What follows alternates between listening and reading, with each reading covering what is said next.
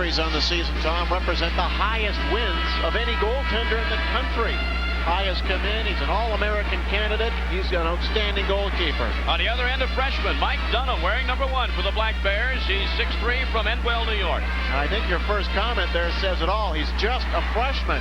Can this guy come in and meet this kind of pressure in a one-game series, unlike the best of 3 that normally has been conducted, and do the job? There's the officiating. Ladies and gentlemen, John Gallagher is the man in the middle. He'll be the official. He's out of the ECAC. And helping out on the lines will be Terry Shug and Mark Shagos. I'll tell you, John Gallagher must have, when he drew Northern Michigan, he must have said, oh no, he did the quarterfinals in Northern Michigan, got knocked down on both Friday and Saturday, and had separate accidents in those games, had to leave one of those. We take a look at the starting lineup. Well, it's kind of a matchup of defensive centers out here. Dean Antos, a great guy on the draw with Frederick and Plandowski on the wings. Robitaille will be centering for Maine with Barkley and Pellerin on the wings. These are units that we thought would be put into defensive roles during the game, but as things get on, I'm sure both of these coaches are going to have opportunities to do some line matching. For the Black Bears of Maine, there's Sean Walsh in his 7th year. And he likes to do the line matching, and he's got the added advantage here this weekend, or at least tonight, of having the home ice advantage. He's the home team, so he can make the last change. And Rick Comley, the Northern Michigan coach, a real strategist himself. This could really turn out to be a chess game with 2 magnificent scoring machines. John Gallagher set to drop the first puck in the semifinals of the Men's Division I Ice Hockey Championships in St. Paul. Just about underway as they jockey for position and controlling it at center ice. Northern Michigan and the Wildcats shooting in the zone. Going back to get it for the Black Bears is Matt Martin on defense. Martin off the boards to center ice. It's taken away there by Ed Ward. Momentarily, they struggle for it along the boards. It comes loose, and this is Bradley for Maine. Bradley gives back to Tony Link. Link carries the puck to center ice and shoots it in. Of course, the differences between the NHL brand of hockey and college hockey, the red line doesn't come into play nearly so much. Absolutely. It doesn't exist. So you can take those long passes and really keeps the defense mobile. Warenka controlling the puck behind the Northern Michigan net, and the Wildcats shoot it down and force the goaltender, the goaltender Mike Dunham, to come out and make an initial save. The Black Bears shoot it back into the Northern Michigan zone, and Pye tries to play it around those plexiglass boards. That's different from most arenas. We'll get into that issue a little bit later on. Jim Rich down at Ice Side will have some more facts and figures. Northern Michigan won the WCHA tournament in this rink just a couple of weeks ago. Shooting it in for Northern Michigan is Daryl Plandowski. Around the backboards it goes. It's gathered up by Keith Carney, and Carney backhands it, but not out of his own zone. Puck is knocked up high in the air, and it comes loose to center ice for the Maine Black Bears. With it now is Jean-Yves Roy. Roy shoots it down for a line change. They've just gone with that defensive unit that started the game, went off the ice, and came right back on when the Robitaille, or the Montgomery, Roy, and Downey line came out for Maine. Puck in the Black Bears zone. Ives has it intercepted, and the first serious shot on goal is taken by Joe Frederick, but an easy stick save there for the goaltender Dunham. Bit of a giveaway in the main zone there. Frederick had a decent shot. Well, the Michigan pitching in and almost intercepted there by Kevin Scott for a good scoring opportunity. With it now is Warenka. Warenka comes in behind the net, caused some trouble. Centering pass is deflected, and a rebound comes out right out in front. Kevin Scott was on the doorstep. Good positioning. You didn't see that too much last weekend between Minnesota and Maine, where a guy would get in real tight there. The Maine defense was good at keeping the area cleared. Puck at center ice. Maine controls it. Showing it for the Black Bears is number 24, Steve Widmeyer. Back behind the net, Pye comes out to play it up to his forwards, and here come the Wildcats. With it now at center ice is number 17, Scott Beatty, very dangerous. The pass and a score! Beatty will get the assist, and knocking it in was Warenka. And the Wildcats are on the board. Brad Warenka is the offensive-minded defenseman. He's had an outstanding season. Student Athlete of the Year in the WCHA, first-team All-Star, and he's one of the 4 Hobie Baker candidates appearing in this tournament. As a play came back into the zone, he broke up ice. It was a 3-on-2. Now watch this nifty play. It's dropping back a little bit as Scott Beatty. Ruenka just keeps going to the net, and a backhand tip goes past Dunham. That's a huge goal, I think, this early in the hockey game, Tom. The senior from Two Hills, Alberta. Marenko, all he had to do was keep his stick on the ice while he is the great pass that time from Scott Beatty, and he's used to doing that. At 38 assists coming into this game. Wawrinka, his 20th goal at 2:29. Wawrinka from Beatty. We'll see if we get another assist of it later on. Tells you what kind of a force he can be when you have a defenseman in college hockey getting 20 goals. A huge number. One stat we ought to bring up right now: when Northern Michigan scores first this year, they are 29-1-1. I just thought I'd throw that in. Yeah. A little pressure on Maine now. Oh, but I'll tell you, the Maine Black Bears have the confidence of the two-game series, although it was several months ago, back in November. One game in Portland, one game in Orono, and Maine came out on top in both of those. Looking at Sean Walsh, the Maine coach. He's in his 7th year. He was Coach of the Year in 1988 and 1990 in the Hockey East. And he's used to being here. He's been in the Final Four 2 of the last 3 years, but has never gotten past this game. Maine controls the faceoff. Robitaille got it back and has it now at center ice, but it's taken away by Plandowski. Puck loose again, and here's Plandowski widening up for the slap shot, and a stick save by Dunham. Hiller gets the other assist on that Northern Michigan goal at 2:29. 1-0 the Wildcats. They struggle for possession to the left of the goaltender, hoping for a face-off. The referees say play it, and it does play loose. Coming away with it is Brian Straub on the Maine defense, and this is Robitaille at center ice. Dumping it in is Pellerin. Scott Pellerin has his jersey pulled up in the back, so you can't see all of his number 8, but you can see all of his talent. He is quite an explosive player. Brian Straub with it. He'll dump it in. Maine wants a line change.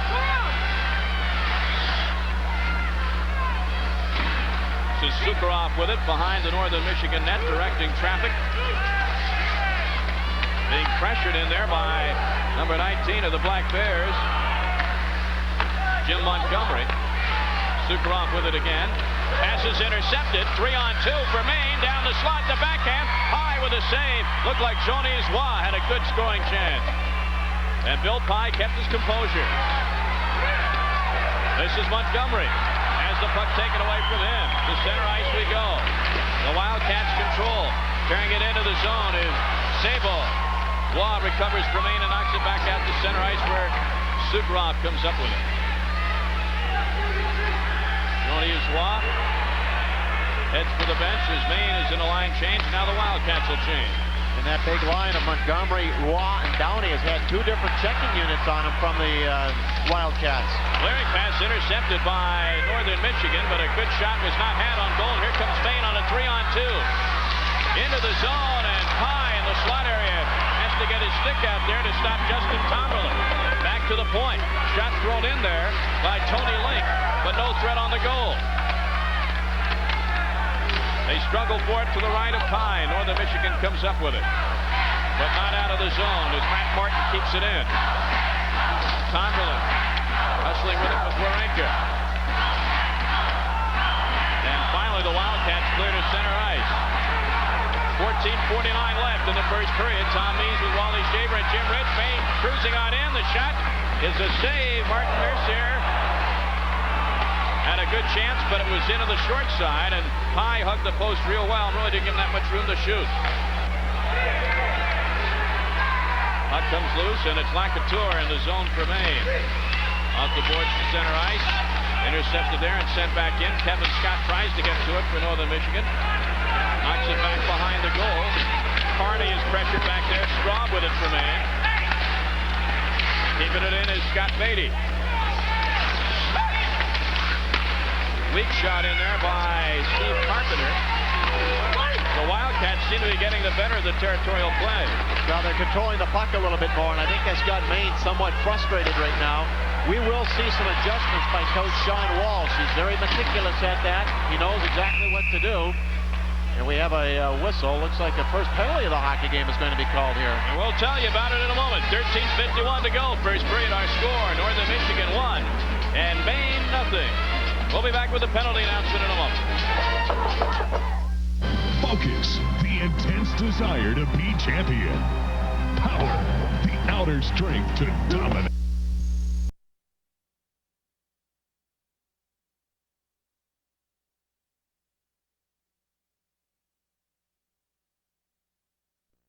this year so they can put the puck away, and it's been very effective in the playoffs, too. Robitaille is out there with Barkley. Scott Pellerin also out there for the Black Bears in the power play unit. Keith Carney and Tony Link.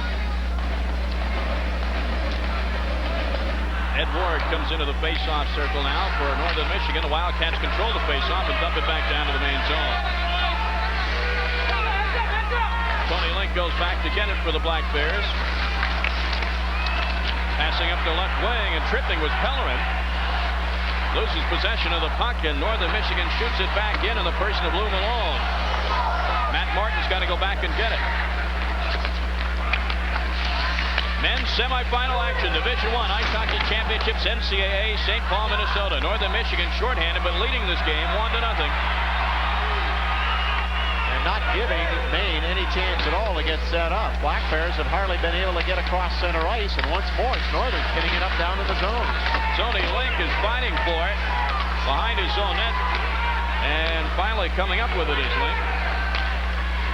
Northern Michigan dangerous when they're a man down. The school record 15 shorthanded goals this season. In the slide and standing on it is Carney. Gets it back and then off the post. Brian Downey will have the whole net to shoot at Wally, and he shot it off the post. And he's got a good shot. Again down the slot. The rebound is a save by Pye. Brian Downey and another shot at Pye with a glove save. Wow. Bill Pye is the reason right now that Northern Michigan still enjoys a 1-0 lead. Billy Pye had a good shot in about the first 2 or 3 minutes of the hockey game. And here's the sequence all along. This is Downey getting down low. Puck will come to him. He's wide open. Nothing to shoot at but net. Wow. And he fired it wide of the entire crease. And now here's the defenseman Carney coming down low. Look at him. He's right down to the goal line. Cuts out in front. He's had just a sensational playoff. He was telling me last weekend the reason he's doing it, he's shooting. Shooting a lot. 5 straight games Carney has picked up goals for the Black Bears. But Billy Pye makes it look like a piece of cake. I'm not going to touch that. Jim Montgomery with a face-off. Montgomery, Johnny Isla, and Downey, the front line on the power play, still has 40 seconds left. Straub keeps it in on the blue line. Maine sets up, back to Straub inside the blue line. The rocket is wide to the right. This is Montgomery gathering the rebound off the boards. Gets it over to Downey. Back to Montgomery. 25 seconds left. Straub fakes the slap shot. Straub still controlling in the face-off circle. Has Johnny Isla wide open. He shoots the wrist shot and high. Gets the blocker on it. And a whistle and a stoppage of play. And 16 seconds left in the main power play. Waugh had a lot of time to take this shot, and I think he had every intention to go high and try to phase Billy Pye a little bit. Look, he's got the time. He's going right upstairs. It's not deflected, and pow, right off the collarbone of Bill Pye. That's going to shake him up a little bit. I think that was a planned shot. That's the one area also in the goaltender's equipment where he doesn't have that much padding around the collarbone area. Yeah, so what's the object of the game? Go for the goalie's neck. That's right. Break him down, hit him with body shots, and then go for his head, right? 16 seconds left in the main power play. Martin Mercier with it.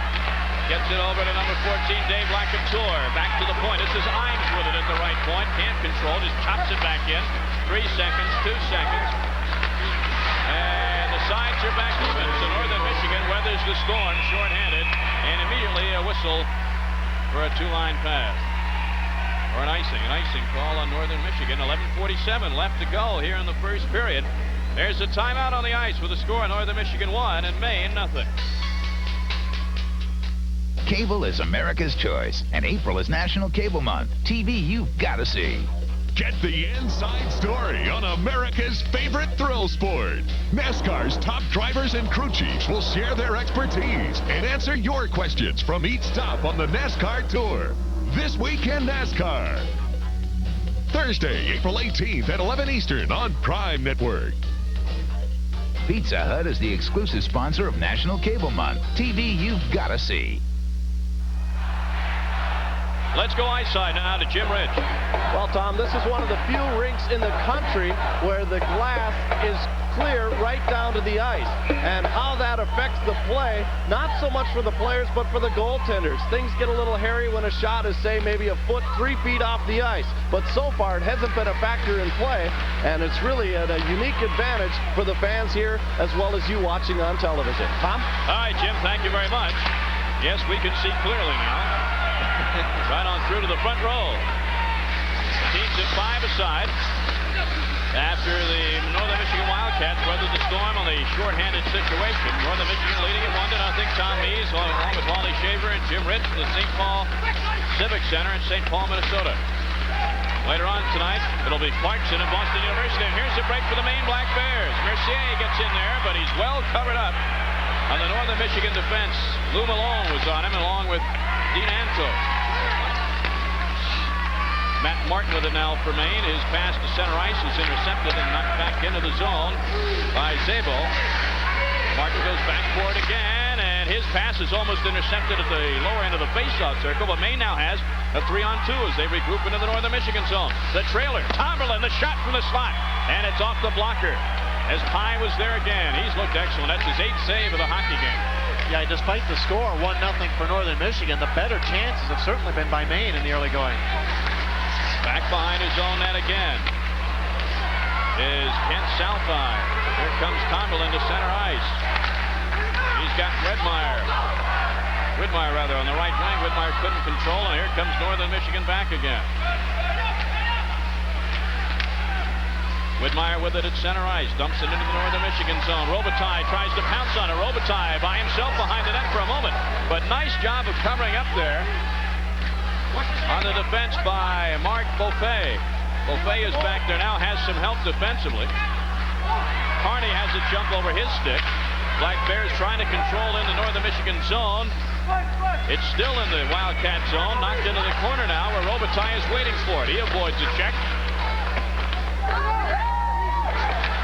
And finally, Straub still keeps it in. He'll take a quick shot. Here comes Northern Michigan. Breakout. They got a 4-on-2. This is Carpenter on the left wing. Lazy shot in on Dunham. Actually, you thought maybe Carpenter would slide it over to a teammate for a better shot, but Dunham had an easy save. Yeah, I think he was trying to do that, but Straub did a good job pinching him outside. That's Captain Martin Robitaille. He's had a tremendous year for them. He centers that second line. Got the game-winning goal versus Minnesota last weekend, rather. And he's played 132 consecutive games. They look for him for inspiration. 9 minutes, 30 seconds to go, first period. Brad Wawrinka's goal at 2:29, standing up for Northern Michigan's Wildcats as they lead at 1-0. Face off to the right of goaltender Mike Dunham, the freshman out of Endwell, New York. Dean Antos will take the draw for Northern Michigan, and he controls it, gets it back to Wawrinka at the left point, but the shot is deflected behind the net. Now they trying to control it. Northern Michigan pitching in. Joe Frederick rifled a shot on goal, but it hit the side of the net.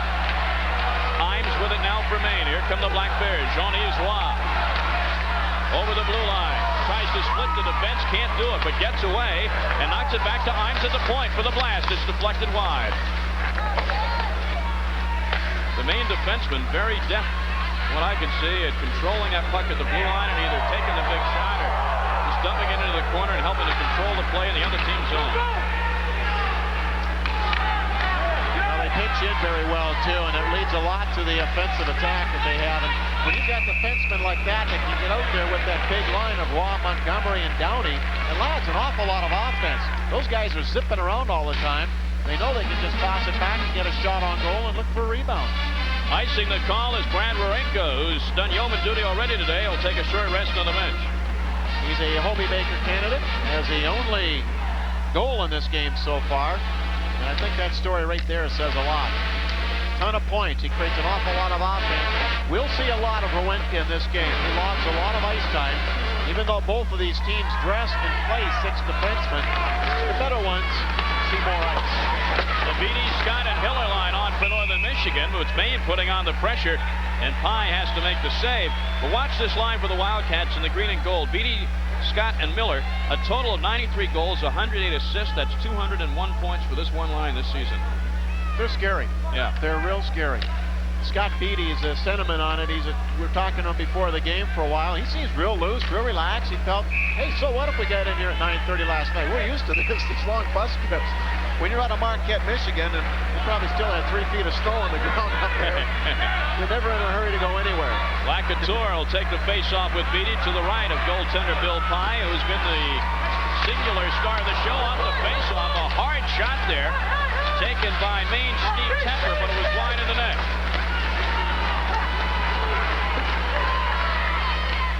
Here comes Northern Michigan to center ice. Malone dumps it in behind the Maine net. Dunham almost left it for a Northern Michigan forward. Just got his stick out in time, and back come the Bears. However, Martin is pinched in at center ice, and Northern Michigan dumps it in. And we're going to have a penalty call or not? No penalty call. Northern Michigan wanted a tripping. There might have been one easily called there, but I don't think the ref was in good position looking across ice to see it. Jim Hiller, Kevin Scott. Don't know which one of them, but one of them took a dive in front, couldn't draw the penalty. Scott with a deflection off the drive there by Lou Malone from the point, went high over the net. Wildcats keep it in the zone. 7:43 to go first period, and Maine just dumps it out for the icing. Matt Martin will take the icing, and we'll take a timeout. 7:40 left first period. It's Northern Michigan 1, Maine nothing. We'll be back to St. Paul in a moment. Only one man can be the winner when the final bell rings. The Miami Beach Brawl live. Friday night at 8:30 Eastern on Prime Network. Available on most Prime affiliates. Faster.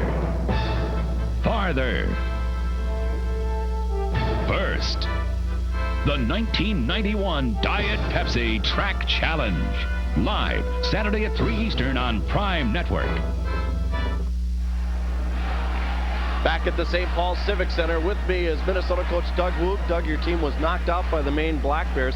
What kind of style are they playing here? What does Northern Michigan have to do to win this game? Well, Maine's coming at them hard with the forwards and playing good, tight defense. I think Northern's got to start kicking up their forecheck. It'll be a tough night for them. Now, your team played the Black Bears very tough. Do you think that series helped them get ready for this? I think we gave them a good pace. We're a good racehorse for them, and I think it's showing it right now in this game so far. All right, Doug Wood, thank you very much. Let's rejoin Tom Mees. Tom? All right, Jim, thank you. I know Doug would like to have his team participating here like he did 2 years ago, Wally, but it wasn't to be. No, it wasn't to be, and it would have been a great matchup to have Minnesota versus Northern Michigan. Kind of a recap to the WCHA final that was here just 3 weeks ago. Back to action here. Northern Michigan leading it 1-0. Maine in the Northern Michigan zone. Bradley had an eye on it in the corner, but it was taken away from him by Jeff Simpson. The puck goes over the boards into the crowd, and some youngsters down there scrambles for a souvenir. We take a look there at Northern Michigan. That's Tony Zabel. Right. An incredible year this kid has had. 38 goals on the season. You might say, well, yeah, this guy has to score more than that. This kid's a freshman. He's a little bit older, we might add. He's about 21, 22 years of age. He's got a background of a couple of years of junior hockey experience under his belt. There's some kids that just aren't ready to play in the WCHA or Division I hockey in general. They get some seasoning by playing junior hockey. And that's one thing Rick Conley, the Northern Michigan coach, likes to do, is go to the junior ranks because they are some good players. They're a little bit more mature than high school seniors. You get out of high school for a year or two, you do a lot of growing up. Northern Michigan controlling the puck in their own zone, and they break out. Coming in with it now is number 20, and that's Matt Beaufait, and a scramble in front of Dunham, the goaltender, and he'll cover up for a face-off. You have the Beaufait, Shayak, and Olsen line out there for Northern Michigan. And that's a good line. It's a fast line. They've been a bunch of speedsters all season long. But even as they're coming across center ice, the Black Bears are picking them up, going through the neutral zone, really tying them up. Look, see how close they get. The defensemen move up a little bit. There you see number 11, the back-checking Dan Murphy, the defenseman moving up on the spot, ties up his man. And when it finally gets into Dunham, the goaltender, there's nobody around. And it's a harmless shot, too. It wasn't a hard shot. All he had to do was make sure he stopped it and cover up for the face-off. The best shot that's come towards Maine was that tip that Brad Ruanka scored on. Other than that, it's been an easy game for Dunham. Antos controls the face-off for Northern Michigan. Back inside the blue line goes Wawrinka, but his shot was short-circuited, and Maine dumped it down the other way. And And Whitmire goes back to touch it up, but I believe they're going to have icing the call, and the face-off will be back in the Black Bears zone. Whitmire was doing his best to catch up to that one, couldn't make it. Steve Whitmire, some people are saying that maybe one of the better players on this Maine team. You don't hear a lot about him, doesn't get a lot of points, only 6 of them on the year, but he's a strong-nosed, bullheaded type of grinding winger, and he just gets on you and rides you all night long. Very tough to get past Steve Whitmire. He's got a very good future ahead of him with 1 more year to go here at Maine. Shots on goal so far, 10 for Northern Michigan, 8 for Maine. Make that 11 for Northern Michigan. As Wawrinka put one on the goaltender Dunham, but he saw it all the way and made the stop. Waugh with it now for the Black Bears at Maine. And here comes Whitmire. Whitmire down the right wing, into the corner he goes. Wawrinka is on him. Boy, Wawrinka is quite a two-way hockey player. And Salvi knocks it back to center ice, and this is Murphy with it. Murphy gets it back to Matt Martin. Martin shoots it in. Landowski deflects it, though, and the Wildcats have no trouble shooting it out. Landowski goes to play, and he gets it over to Beatty. And Beatty's attempt at dumping it in the main zone is controlled by the Black Bears, and Northern Michigan gets a line change. Johnny's Waugh with it at center ice. Waugh breaking for the net. Flying down, he tried to find him. Montgomery with the deflection now, circles around. Maine almost at times acting like they're on the power play. They're wheeling and dealing in the northern zone, not being pressed by this line. Well, that's that big line out there. They like to move around, and maybe the most dangerous guy of all in the line. We hear a lot about Johnny's Waugh. But watching your screen for number 19, the centerman, Jim Montgomery, a real great playmaker. And there is Johnny Drouin. Just love those French names. Yeah. Tremendous statistics as you see on the season. He's played in 88 consecutive games. He's a real sniper. He's small, but he's crafty. And it's good to see some of the small guys in hockey get a chance. And I have to think that some of the NHL scouts are looking at the smaller guys, because you look at the scoring leaders in the NHL right now, there's a bunch of guys under 6 feet. A bunch of guys under 5'10". Johnny's Waugh, 34 goals, 45 assists coming in. Would you believe he wasn't even recruited by the colleges? That Maine actually went out and found him. He was working as a fireman, I understand, in Quebec. That's right. I guess he went in, he was working part-time. He wanted to go in and become a full-time firefighter. He goes in, he takes one of these aptitude psychological tests, and they just found out through the test that his mind really wasn't on it. So they started asking, what's your mind really on? He says, I want to play hockey. Yeah. Well, Sean Walsh must have heard. Yeah, word gets around. He's awfully glad he had Johnny's Waugh. Face off to the right of Dunham. 1-0 Northern Michigan if you're just tuning in. The goal at 2:29 of the first period. Wildcat defenseman Brad Wawrinka deflecting in an excellent pass off the stick of Scott Beatty. Jim Hiller got the other assist on that goal. Puck comes loose to number 25, Steve Tepper, and Tepper knocks it all the way into Northern Michigan zone. Icing will be the call. Only one penalty in this first period, but as Rick Carmley looks on from the Northern Michigan bench, a lot of icings of late. Well, these teams lock up so well defensively through the neutral zone. That's why you see these icings called. Sometimes you expect the player to cut through the zone, the middle of the rink. The pass is supposed to be there, but it's kind of like a timing play in football. If the guy's tied up and can't get there, it's going to go the length of the ice. Dallas Drake controlled the face-off, and Northern Michigan took it behind the net, but the Black Bears take it away. Now it's loose at center ice, and Carney saved the day. Wow, that was just sitting there, looking awfully tasty to any Wildcat attacker, but nobody could get there. Carney knocked it away. Sukharov behind his own net avoids the check. Gets it up on the wing to Ed Ward. Ward to center ice, and this is Drake. Drake to Tony Szabo. Szabo's shot is short-circuited. The rebound comes loose. It's in the face-off circle. Jeff Simpson lofts it over the net. Kevin Scott in the corner with it. He's behind the main net. Scott tries to go to his backhand. He's bounced off the puck. Straub gets it to center ice. And knocking it ahead for a line change is Martin Mercier. And a whistle. And we've got a penalty coming up from referee John Gallagher. He's sending a Northern Michigan player off the ice for a holding, and not a great one. It looks like Tony Szabo going off as he takes a seat in the penalty box. Yep, it's Szabo, the freshman out of Flint, Michigan. It really wasn't a good penalty for Szabo to take, because the Maine Black Bears are trying to make a player change. They had their fourth line out there checking this number 2 line of Northern Michigan. Maine was heading off to the bench, whereas Zabel grabbed on and really puts his team into a little bit of a hole here now with just 4:17 left in the period. Now the second power play chance of the period for the Black Bears of Maine. Had a lot of chances on the first power play, but Bill Pye was spectacular in net for Northern Michigan. And now a little bit of wrestling as they jockey for position. The referees aren't going to take a lot of this for the face-offs in the championship, are they? No, they haven't. I think they've done a great job throughout the entire NCAA playoffs. They're calling things very tight. Martin with a shot just inside the blue line. The rebound is cleared away. The Wildcats can't clear, though. Martin keeps it in. Bradley gets it over, and a shot is just wide. Wow, Bradley got it over to Martin Robitaille.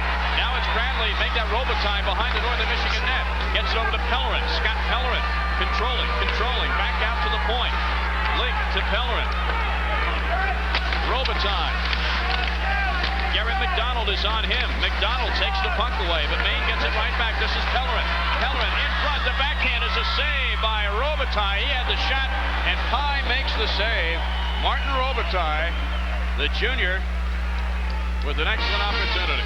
They worked that real well. Pellerin took the puck out of the corner, Tom. He came right out into the high slot area, but Robitaille followed right in behind him. They both came out together. So it forced the defenseman to tie up one man, and it left one guy down low a little bit later than this sequence here, and allowing Robitaille to follow up on that rebound. So it was a tough test for Bill Pye. Saw Mike Barkley there with an excellent chance. Straub can't keep it in. It's out of the zone, and Northern Michigan chasing it, and Joe Frederick catches up to it. The Wildcats are shorthanded, but remember, they've gotten 15 shorthanded goals this season. 1:10 left in the Maine power play.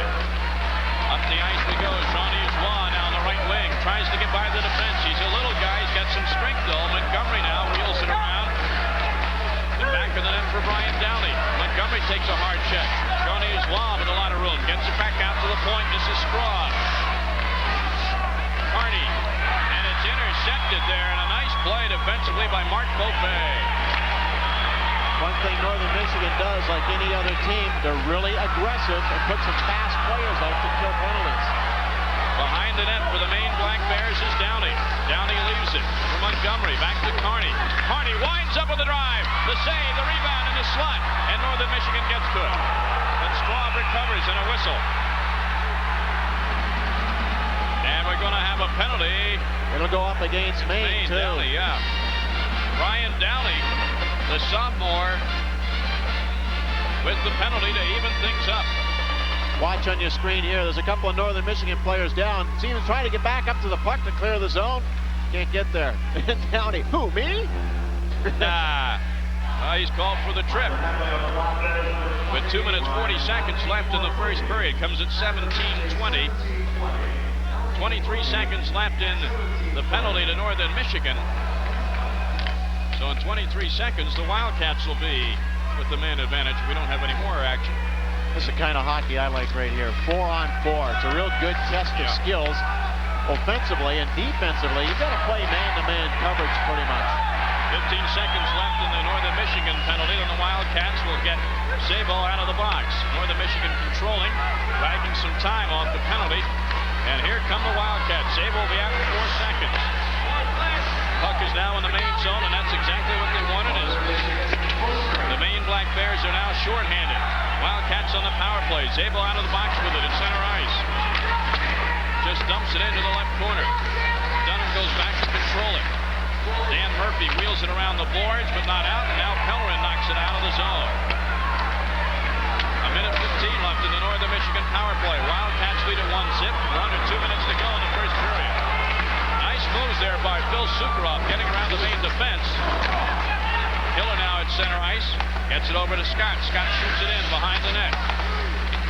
The Black Bears shoot it right back out again. Black Bears are so strong defensively. Like Northern Michigan, they really press hard. But what I like is what they do right in the neutral zone at their blue line.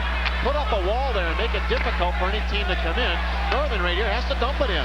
Kevin Scott dumps it in behind the net. Carney goes back for it. Scott controls again, but it's taken away, and this is Jean-Yves Roy. He breaks in. He tries to get around Wawrinka. Wawrinka sacrifices sacrifices his body and took the puck away. He made the smart play, too. He didn't try to play the man with a body check, didn't try to use his stick and go with a sweep check, but he threw his whole body across and really eliminated anything that Roy could have done. Killer in the corner for Northern Michigan, looking for Beatty, but his pass goes awry. Wawrinka keeps it in for the Wildcats. Into the center ice, this is Roy. 13 seconds left on the Northern Michigan power play, but Roy, and it's a score! Roy jumped in and hit the goaltender Pye. The puck went right under Pye and into the net, and Pye, of course, was out of the crease, and shorthanded Maine has tied this game up. What a goal. They may be fluke goals at times, but when you have a three-man collision like right here, there's not much you can do. Wawrinka is just going to try and pinch him outside, knows he's beat by his stride, so just tries to slow him down. Pye comes out trying to spear it loose, and due to the collision, it just squirts through. Roy, he uses his speed. Wawrinka is holding him up with a stick, tying him up, but Roy just got enough of the blade to keep the momentum of the puck going forward, and Pye was victimized there. Helpless. Yeah. And it's 1-1. At 19-11, a great time of the period for a goal by the trailing Black Bears. So Johnny Uswa, with his second shorthanded goal this year, ties it up for the Black Bears of Maine. Now remember, Maine is still shorthanded, but now only 3 seconds left on the penalty to Brian Downey, and we are even. Superov shoots it in for Northern Michigan. 35 seconds left in the period. We're tied at 1. Tom Mees and Wally Shaver. Hope you're enjoying the action from the Civic Center in St. Paul. Winner plays the winner of this evening's game between Boston University and Clarkson. A rugby scrum behind the main net as you see the time winding down. Referee says play on. Downey is tied up there now with Ed Ward. They still scrum forward, under 10 seconds left in the period. Oh, Ward, a dangerous shot. A rebound is left there, and a nice save by Dunham on Tony Szabo as time runs down. Boy, Szabo had an excellent shot right at the end of the period, but that ends the first period of play. The teams head to the locker rooms, and the score, the University of Maine 1, Northern Michigan 1. We'll be back for our intermission entertainment in a moment. It's not simply a game.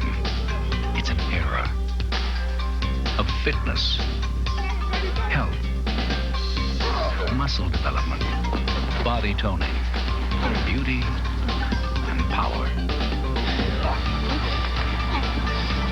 It's the era of Solovex. Become a part of it. Call anytime for a free brochure.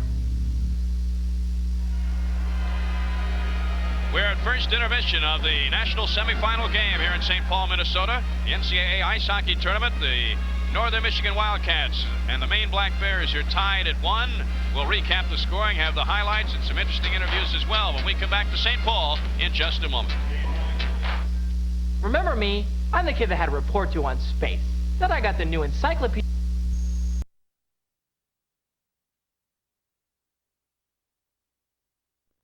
Oil more cost efficiently than traditional methods that would drill vertically into the ground, either hitting or missing oil pay zones.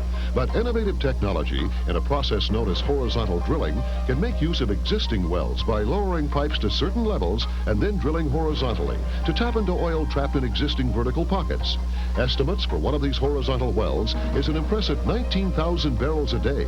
To learn how this new drilling technique has created investment opportunities in the rising oil market, call 1-800-243-1941. You'll also learn how this is one of the last tax advantages left in the U.S. Congress has allocated $2.5 billion worth of tax advantages for the next 5 years to spur drilling activity for oil and gas production. Now more than ever, producing American oil makes sense. Call 1-800-243-1941. Welcome back to the semifinal game of the men's Division I ice hockey tournament this afternoon from St. Paul. After 1, Northern Michigan and Maine tied at 1. Tom Mees along with Wally Shaver will join Jim Rich in a moment. I'll tell you, Wally, you've seen a lot of college hockey this year. Have you seen a more wacky goal than the shorthanded one by Watt to tie it up? They all count. I guess that's exactly what they're saying down there. They appreciate the fact that they're in the game, but that was a strange one. They happen like that, and if you get yourself back into a game, even in a fluke situation, you take it. The goaltenders. Pye for Northern Michigan has been spectacular, especially in the first Maine power play. And Mike Dunham, the freshman, hasn't been tested that often, but they each faced 12 shots, and They each made 11 saves. The saves were even, but I think the quality shots was definitely in the advantage of Maine.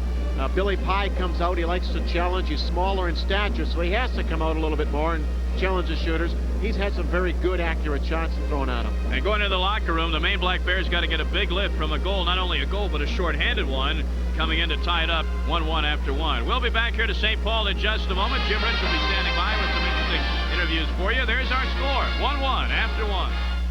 Cable is America's choice, and April is National Cable Month. TV you've got to see. Get the inside story on America's favorite thrill sport. NASCAR's top drivers and crew chiefs will share their expertise and answer your questions from each stop on the NASCAR Tour. This Week in NASCAR. Thursday, April 18th at 11 Eastern on Prime Network. Pizza Hut is the exclusive sponsor of National Cable Month. TV you've got to see. Creative design excellence, technological advancement, space-age innovations, 21st century quality. It's the best in fitness, health, conditioning, toning, and muscle development. The Soloflex Muscle Machine. We've designed one for your body. Call now for a free brochure.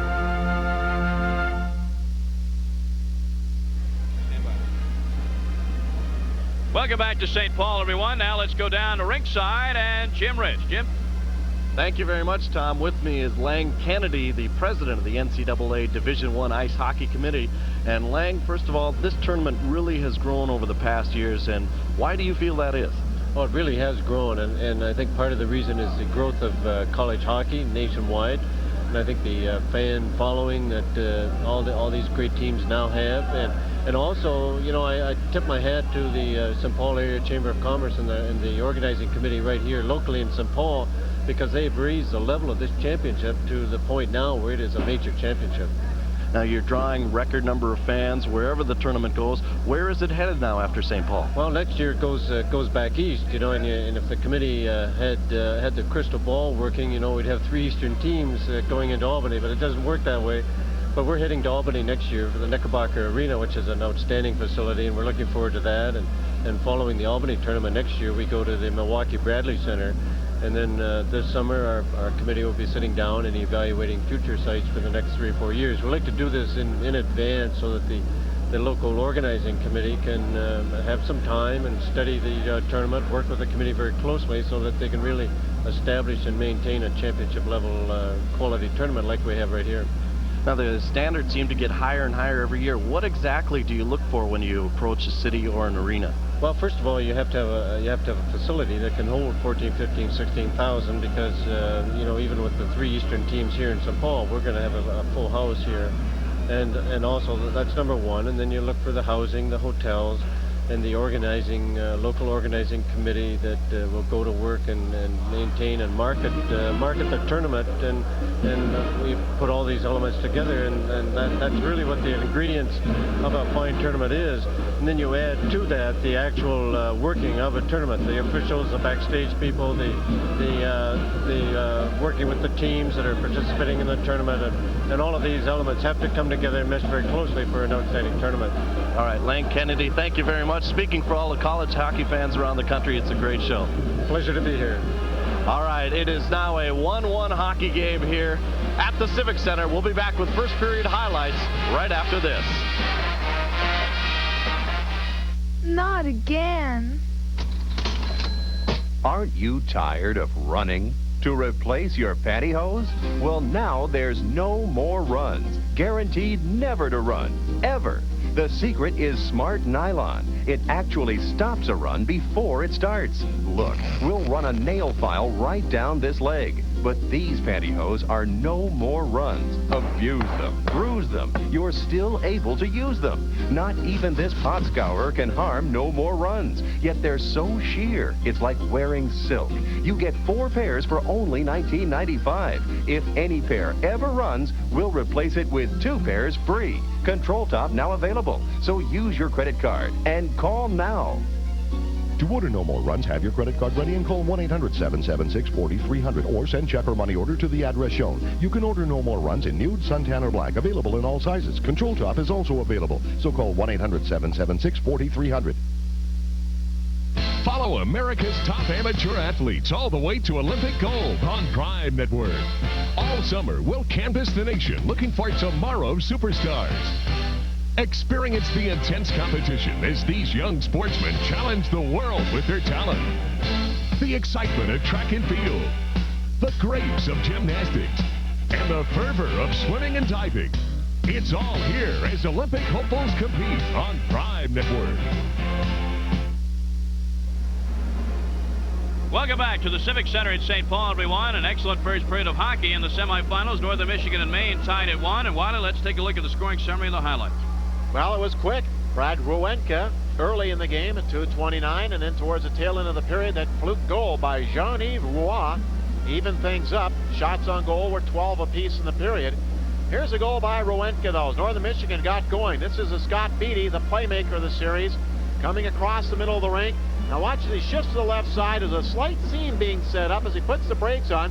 Nobody has picked up the defenseman, not the right winger, but the defenseman, Brad Ruenka, and he cruises through and just tucks to the back of the puck, and it's into the back of the net, and it's a 1-0 game at that point.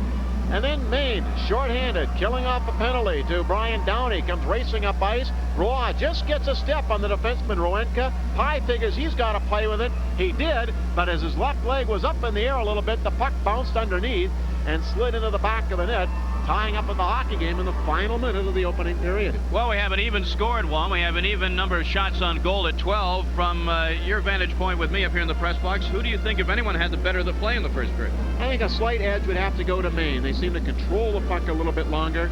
Both teams, I think, have split in the face-off department. It's been pretty even. We're seeing some good assignments, though, by both coaches in the chess game that we thought might be played here today. They're trying to match up some lines and get the checking units out against the scoring units. I'd love to see the top two lines of both teams get out there against each other. In goal, what about Pye? He's experienced, he's a senior, but hey, it was a soft goal, a fluke goal given up late in the period. Is that going to affect him at all in the second period? No, it won't affect Billy Pye at all. He's one of these guys that's very relaxed. He knows that's not going to phase him. He knows it was a fluke play. He knows he also has a lot of firepower in front of him that can come right back and get that lead again. Well, an excellent first period of hockey as the Black Bears and Wildcats are going at it. The winner, of course, will play in the national championship game on Saturday night. After 1, it's 1-1. We'll be back with the second period in a moment. Prime Network. All sports for all seasons.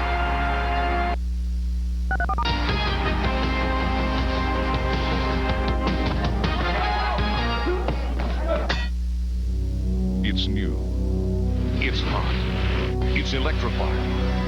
And only we have it. It's Star Trek, The Next Generation. Now on video cassette. And it's yours for just $4.95 for your introductory video cassette. In Encounter at Farpoint, Captain Picard and his crew are captured. We surrender. And must solve the mystery of Farpoint Station or perish. In this galaxy, it's the 2-hour series premiere. Yours for just $4.95. Then your mission continues as future episodes such as The Naked Now, Haven, Code of Honor, and others take you farther, faster, to even more unusual worlds. So start your collection today with Star Trek, The Next Generation. Yours on video cassette for just $4.95. Remember, Star Trek, The Next Generation is not available here in any store. So to get your introductory video cassette for just $4.95, call now. Only one man can be the winner when the final bell rings. The Miami Beach Brawl, live. Friday night at 8:30 Eastern on Prime Network. Available on most Prime affiliates. Welcome back to the Civic Center in St. Paul, everyone. There's our scores. The Maine Black Bears and the Northern Michigan Wildcats get set to start the second period of play. Now, right at the end of the first period, as the teams were going to the locker room, some penalties were assessed. Steve Widmeyer, number 24, Maine, and number 22, Ward of Northern Michigan. There you see them, Ed Ward. They were both called for high sticking. And here comes the official, Ward, with a little shove there as the final buzzer sounded. So at 20 minutes of the first period, Ed Ward for Northern Michigan and Steve Widmeyer for Maine will sit out the first 2 minutes in the box. And that shows you up on the scoreboard exactly where we're at. So we'll be 4-on-4 hockey to begin it all. You know, we were talking a little bit, Tom, about maybe the better shots coming by Maine, even though they're even at 12 apiece. You took a look at the danger zone. That's that area, the dots in the face-off circles back to the goal line. Maine had 8 good quality shots in that opening period of their 12, whereas Northern Michigan had 5 of their 12 shots coming in that danger zone down at the other end of the rink. So definitely the quality has been in Maine's advantage to this point.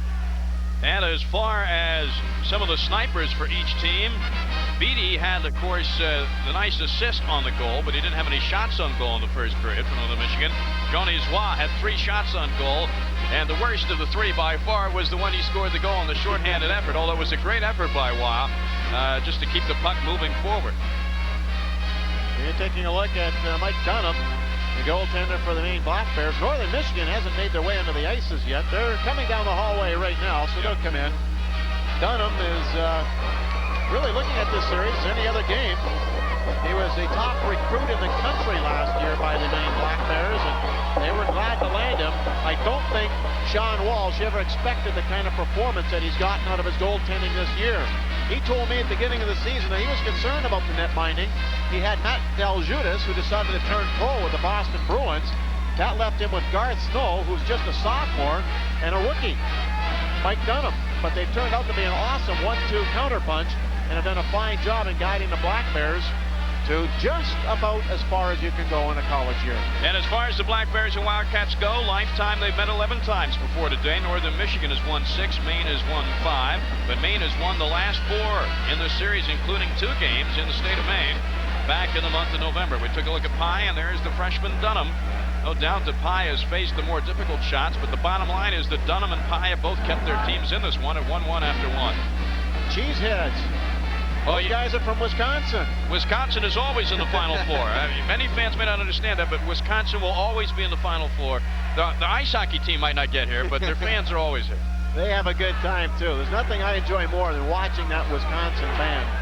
As Northern Michigan has their huddle prior to the second period with the score tied, you might be thinking, how have these teams done when they're tied after 1? Well, Maine 5-2-2 when they're even after 1. Northern Michigan 7-3-1. I don't know if that stat will come into play, if it really means all that much, but just thought I'd throw it out. More numbers. Now I'm going to throw it out. 4-on-4 hockey, and that's the tough little Scott Pellerin. Good competitor. He's got that fierce look in his face. You know, he's made a comment, you and I were talking a little bit before, Tom, but after that weekend series last week against Minnesota, I was very impressed with the intensity and the focus that Maine had.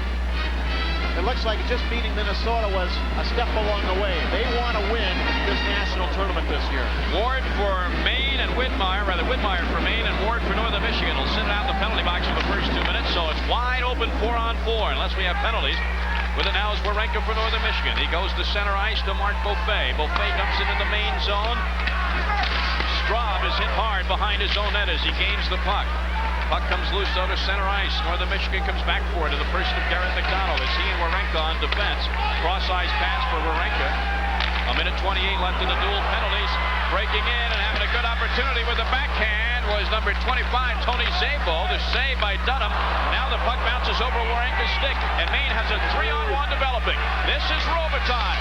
The pass, the score! Robitaille with the excellent pass, and I believe that was Jean-Yves Roy for his second goal of the game. Couldn't see the number clearly, but I believe it's Roy, number 28. Nice pass across ice. The whole thing unfolded back in the Maine zone. Warenka at the point tried to pinch in, but he couldn't get to it. Here's Robitaille taking off. Now watch the pass go straight across the ice. And that is Roy getting it. With Pye sliding, he knows he has to go top shelf, and he roofed the shot. Fine execution, and you just can't leave snipers alone because they bury it. So Robitaille, the excellent pass. Jean-Yves Roy gets the goal and puts Maine up 2-1. So the Black Bears, who fell down 1-0, have come back to take the lead early on a 4-on-4 situation here. So it's an even strength goal early in the second period. This is Roy in his own zone. Jean-Yves Roy took great pains yesterday at the practice to make sure I pronounced his his name correctly. This is Jean-Yves Roy again. Cruises into the face-off circle, but coming out to cut out the angle was Pye. Roy really never had a chance to wind up there and didn't have much net to shoot at as Hiller comes back the other way for Northern Michigan. Over the blue line, Montgomery goes back for Maine. 28 seconds left in the dual penalties. To center ice. Coming up with it is Jim Montgomery. Montgomery tries to get around the defense, can't do so. Lou Malone goes back for Northern Michigan. Up to Hiller. 2-1, the Black Bears have taken the lead on the second goal of the afternoon by Jean-Yves Roy. Ryan Downey takes the shot just inside the blue line. Deflected, it goes wide. Setting it in front for the Black Bears was Dan Murphy, the defenseman. But it went well wide. And here comes Northern Michigan as the teams are 5 aside. Dunham behind his net to play the puck. Still not out of the zone. Finally dumped out to center ice, and Downey sends it back for a line change for the Black Bears of Maine. Puck still is at center ice. Pellerin takes a hard check there into the boards by Joe Frederick. And a whistle for offsides, and Pellerin gets his stick up.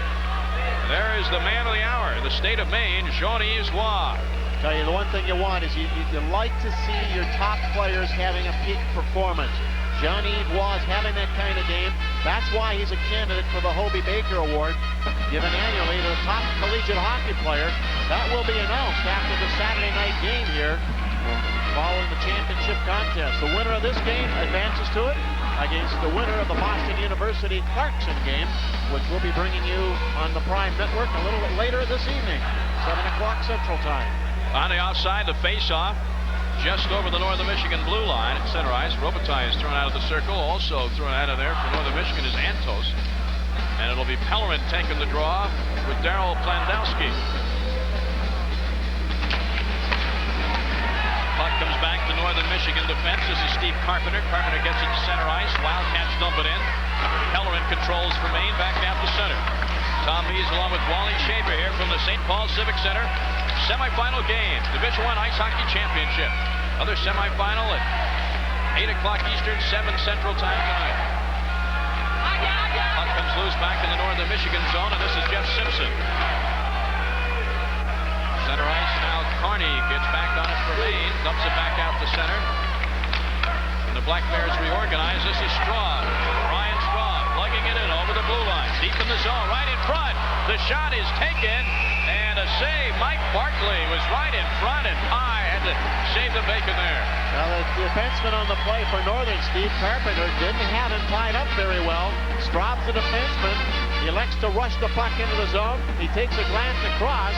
And you see the man there all alone. Carpenter had to tie up his stick, but couldn't do it. We talk about key saves. Bill Pye is really earning his oats here today.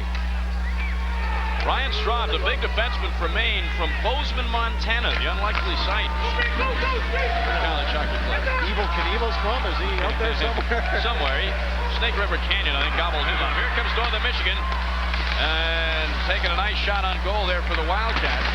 It was Dave Shayak. He was a little bit tied up, and so Dunham had an easier save than it looked like at first he was going to have. Matt Martin loses the puck behind the net for Maine. Link. Maine trying to control in their own zone and get it out of there, and they do to center ice. Garrett McDonald goes back for it. Ian Warenko on defense for Northern Michigan. McDonald skates to the blue line and dumps it in. Wildcats go for a line change. This is Link with it for Maine. Has it taken away. Ward intercepts it. Dallas Drake behind the net. Centering pass is intercepted, and here come the Black Bears of Maine. Martin Mercier is taken down. No whistle is forthcoming, and here comes Northern Michigan. Are we going to have a penalty? Yes, the referee's arm is up. Northern Michigan, as soon as Maine touches it, there'll be a penalty call. So the Wildcats have pulled their goaltender. They now have 6 attackers on the ice. Maine hasn't touched it yet. The shot, a save by Dunham. And now the penalty. Boy, a rifle shot by Phil Sukharov from the left point there. And Northern Michigan will be going on the power play with 15:42 left here in the second period. You'll take a look at the penalty. We'll size it up for you when we come back. Maine leads it 2-1. From 64 to 4, the favorites and the underdogs. Can the domination continue? Is an upset in the works? Rick Pitino and top coaches and players handicap the remaining teams still feeling March Madness. The Final Four preview. Saturday at 5 Eastern on Prime Network. Available on most Prime affiliates.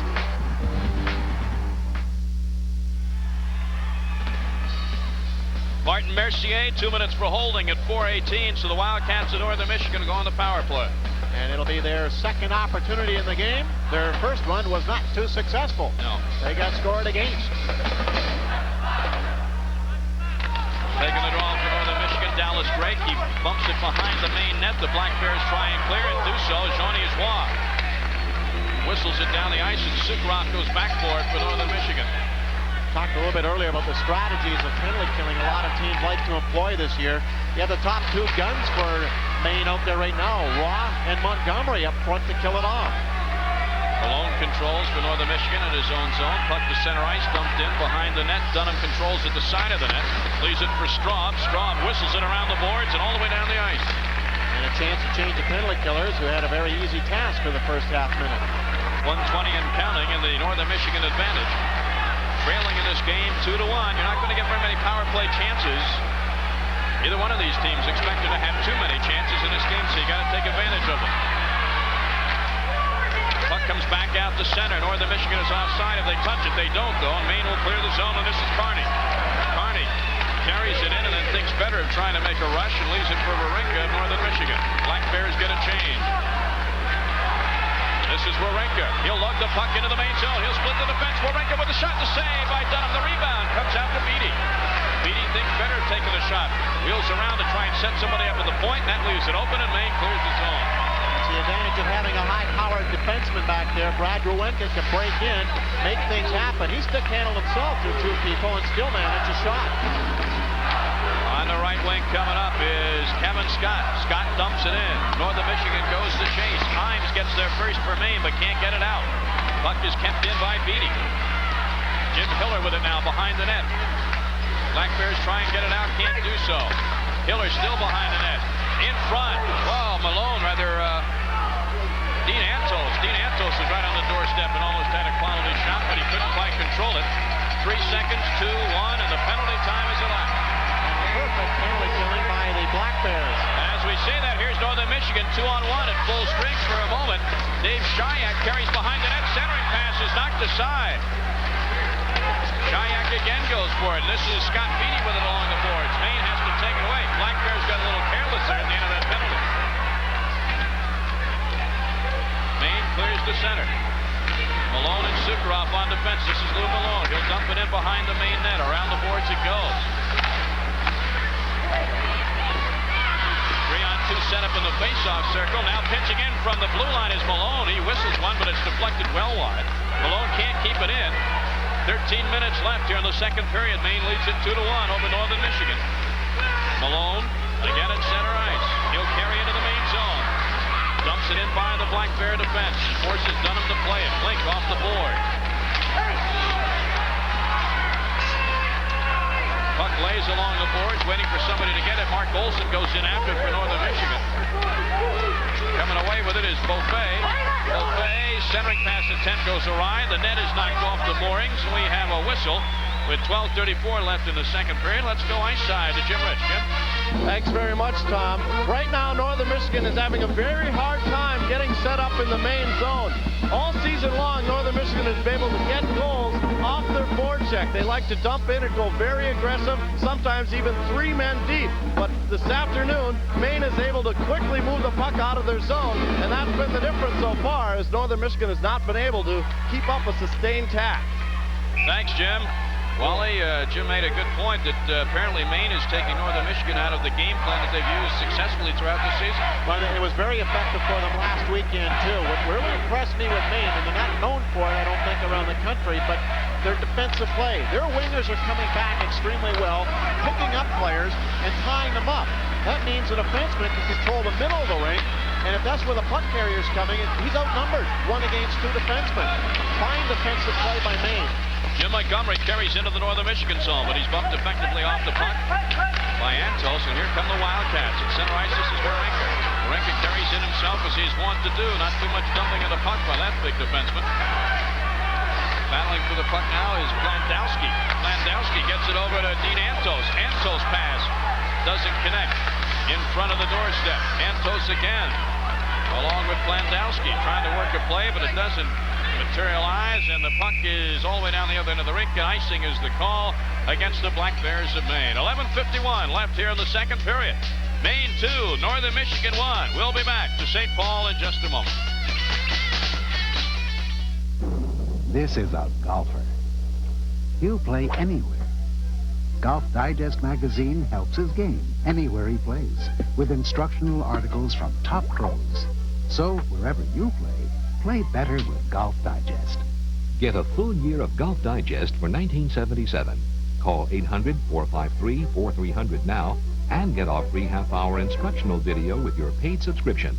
Call 800-453-4300 now. Welcome back to the St. Paul Civic Center. Tom Mees with Wally Shaver. Northern Michigan hit the post. I thought we almost had the tying goal right after the commercial. Wow, what a close call. Off the faceoff. Maine carries it back in. Offside will be the call as Robitaille lugged it into the Northern Michigan zone, but we almost had the tying goal right off the faceoff. Tells you the importance of the draw. You've got to have the right people on the ice. You've got to have the right assignments and know exactly what your position is supposed to be. But if the centerman wins it cleanly and pulls it back, as we saw Dallas Drake do, not much you can do. Take a look at it. You see that Dunham didn't even make a move until the puck was by him. It happened so fast. Goaltender's best friend. He's kissing that baby. Shots on goal for the game. Wildcats 16, the Black Bears 15. So in the shots department, very even indeed. Maine leads it 2-1. Scott Pellerin in the left corner. Behind the net for Barkley. Barkley bumped off effectively by Jeff Simpson, and Simpson comes up for Northern Michigan. Into the middle ice zone. From the doorstep, the shot taken by Tony Szabo, and a nice stick save there by Dunham, and some hard hitting in the corner. They're getting up a little groggily as Dallas Drake. Scott Pellerin is involved, and it looks like he's going to go to the penalty box. Ed Ward used his body real well to flip it out in front and get behind the Maine defender. Tony Szabo, though, had the puck up on edge and really couldn't get good wood on it. Here's a collision at the end of the play, and Scott Pellerin is going to go off as he takes and interferes with the Northern Michigan player. That's Dallas Drake, and he was shook up as he hit the boards back first. So Pellerin goes in the penalty box for 2 minutes. Wally, and the time on that penalty, 8 minutes and 49 seconds. This will be the third opportunity on the power play for Northern Michigan. Sean Walsh and company have done a good job killing up the first two. They have done a magnificent job of killing off penalties, but it's a situation where he doesn't want to find himself shorthanded too many times. Drake controls, and finally Carney knocks the puck off his stick. He didn't play the body, he played the puck that time, and Carney got away with it, and the puck comes back out the center. Now let's see this power play if Northern has done anything different to try and penetrate. They're not trying to carry the puck in, they're just dumping it. It doesn't seem to be working. We remember on that last power play, Brad Rowenka carried the puck in and managed to get a shot. But if the defensemen are stacked up like a wall at the blue line, not much choice you have other than dump it in. As you saw a moment ago, no power play goals in this game, but Shoney's Waugh did have a shorthanded goal. Last minute of the first period to tie the game at 1. Maine shorthanded in their own zone. The Black Bears again having nice success dumping it out to center ice, ragging some time off, and this is Malone. Malone for Northern Michigan. Strong can't handle. This is Beatty down the slot. Beatty, the pass to score! Nice. What a job by Beatty, and the score to Kevin Scott, the left winger. I'm sorry, Jim Hiller. Jim Hiller got the goal. What a beautiful pass, though, by Beatty. You notice what happened? They tried to dump it in. It didn't work. He deflected off a skate, bounced back over to Beatty as he crossed the blue line, and then Hiller just packed himself in. Here's the pass. So watch. It deflects right here. Now it bounces right up the middle. Here's Beatty coming in. Looks like he's going to shoot, but he just anticipates that Hiller might be there. Yep. And he was. Well, I'll tell you, that's why that line is clicked so successfully over the year. You know where your line mate's going to be. Beatty with his second assist of the game. Hiller with his first goal. It's a power play goal, and it ties the game at 2. I think think it just adds more credence to the fact that Northern's got to carry the puck in the zone, find a way to do it rather than dump it in. It hasn't worked for them. Excellent puck control that time by Scott Beatty. He did a nice job. Maine keeping it into the Northern Michigan zone. No, they didn't. Linesman right on the play, calls the offsides, and the faceoff will come to center ice. And 10 minutes even left in the second period. We're halfway through this hockey game, and we're tied at 2 as we take a look at Kent Salphi for Maine, sophomore out of Clifton Park, New York. And Rick Comley, who may look rather intense with those eyes of his, but when he smiles, he just melts you, doesn't he? He's one of my favorite coaches in hockey to talk to because he's very calm, very collected. He'll tell you exactly what's on his mind. He won't give you any bull when it comes to talking about systems and what they have to do and what they have to avoid. Very honest. That's Hiller from Beatty and Malone. Power play goal at 9:46. That's the official time, and that ties it at 2. Winner will play Saturday. The loser today goes home. This is Brian Downey over the line. He's onside. Maine breaks in 3-on-2, but can't complete the play. Good back checking by Northern Michigan. Frederick with it now to center ice. Picked up there by Brian Downey. He'll dump it in. High comes out to make the save, but Downey controls off the board. However, he can't get a pass, the centering pass into Robitaille, and Northern Michigan will come away with it. Or will they? Keeping it in the zone is Kent Salphi. Now it's center ice, and this is Beatty. What a playmaker he is. He leaves it for Marenka. Down the slot. Dunham with the save. Wow. The save of this game, and a penalty will be called. What a nice play there by Northern Michigan. And that man getting up, Kevin Scott, I believe, thought he had the lead goal. Oh, he was in such a tight angle, though he didn't have much left to shoot at. He was hooked back at center ice, and that's where the penalty was coming, was behind the plate, as Salphi goes off in the box. Too bad, because Salphi is a great penalty killer for them. There's a tip. Wow. And you see him, he's actually behind the goal line. Ed Ward is, and he's trying to tip it, and he can't get much on at that point. Dallas Drake plugging away as well, or is that Scott down? That is Scott. Scott, yeah. And not much that could be done. Well, there's Salphi. He's in the box, 2 minutes for interference. The time, 10:46. Northern Michigan, 60 power play goals this year. And the one they got just a few minutes ago tied this game at 2. So the Wildcats with some momentum building. And this is a good time for them to get it. They fell behind in the game. Now they worked their way back into it. Now they're forcing Maine to take penalties. They picked up the tempo. Controlling it is Blandowski. Blandowski works hard along the boards. Now behind the net is number 25, Tony Zabo. Drake is over there as well. Centering pass, Blandowski in front. Picture perfect play. And Tony Zabo, or is it Garrett McDonald, number 26? Tony Zabo gets credit for the goal. Zabo, number 25. And Northern Michigan has the lead at 3-2. Nice working of the puck here. A major breakdown. Look at this, 2 Maine players back there. That sometimes can happen if you get overly aggressive. Nobody left out in front. Tony Zabel just had a parking lot there. But good play along the wall. Look at the aggressiveness. Dallas Drake comes in, gets it loose. This is a little bit earlier to Blandowski. 2 guys wide open. And they just picked the Maine Black Bears apart back behind the goal. I still give Maine a lot of credit, though. They are an aggressive forecheck, and even defensively in their own zone, shorthanded. Don't worry about it. They get zinged this time. Maybe next time they won't. So Zabo from Blandowski will await the word of a second assist at 11:04. And in the span of about a minute and a half, Northern Michigan has come from a 1-goal deficit to take the lead. This is high behind his own net. Frederick. His clearing pass is taken in. Montgomery, Maine intercepts. A loose puck in front. High was down. My goodness, Brian Downey had a great scoring chance. Couldn't control it. That's a couple of times in this game that Downey's had those kinds of opportunities, and he's got to start burying those. It seems like Maine is getting too much reliance on this one line to come through for them. If Northern can shut them down, that will be the key. Here come the Black Bears. Out of their own zone. Drake got the second assist on that last Northern Michigan goal. Beatty on the doorstep. Wow, what a setup for Kevin Scott. He couldn't put it home. Again. Scott this time for Hiller, and Hiller had a great chance. I don't think Dunham ever saw that. It was behind the net. Had it been on net, it would have been a goal. Northern Michigan all over the Black Bears now in their own zone. Fine job, just going right at it. You can see these guys are loose. have picked it up a notch as far as their speed in this game, and they're coming in hard and heavy on the Black Bear defense. I think that's an advantage that they have probably exploited last weekend. Sean Walsh tries to regroup. We'll be back in a moment. Cable is America's choice, and April is National Cable Month. TV you've got to see. Get the inside story on America's favorite thrill sport. NASCAR's top drivers and crew chiefs will share their expertise and answer your questions from each stop on the NASCAR Tour. This Weekend NASCAR. Thursday, April 18th at 11 Eastern on Prime Network.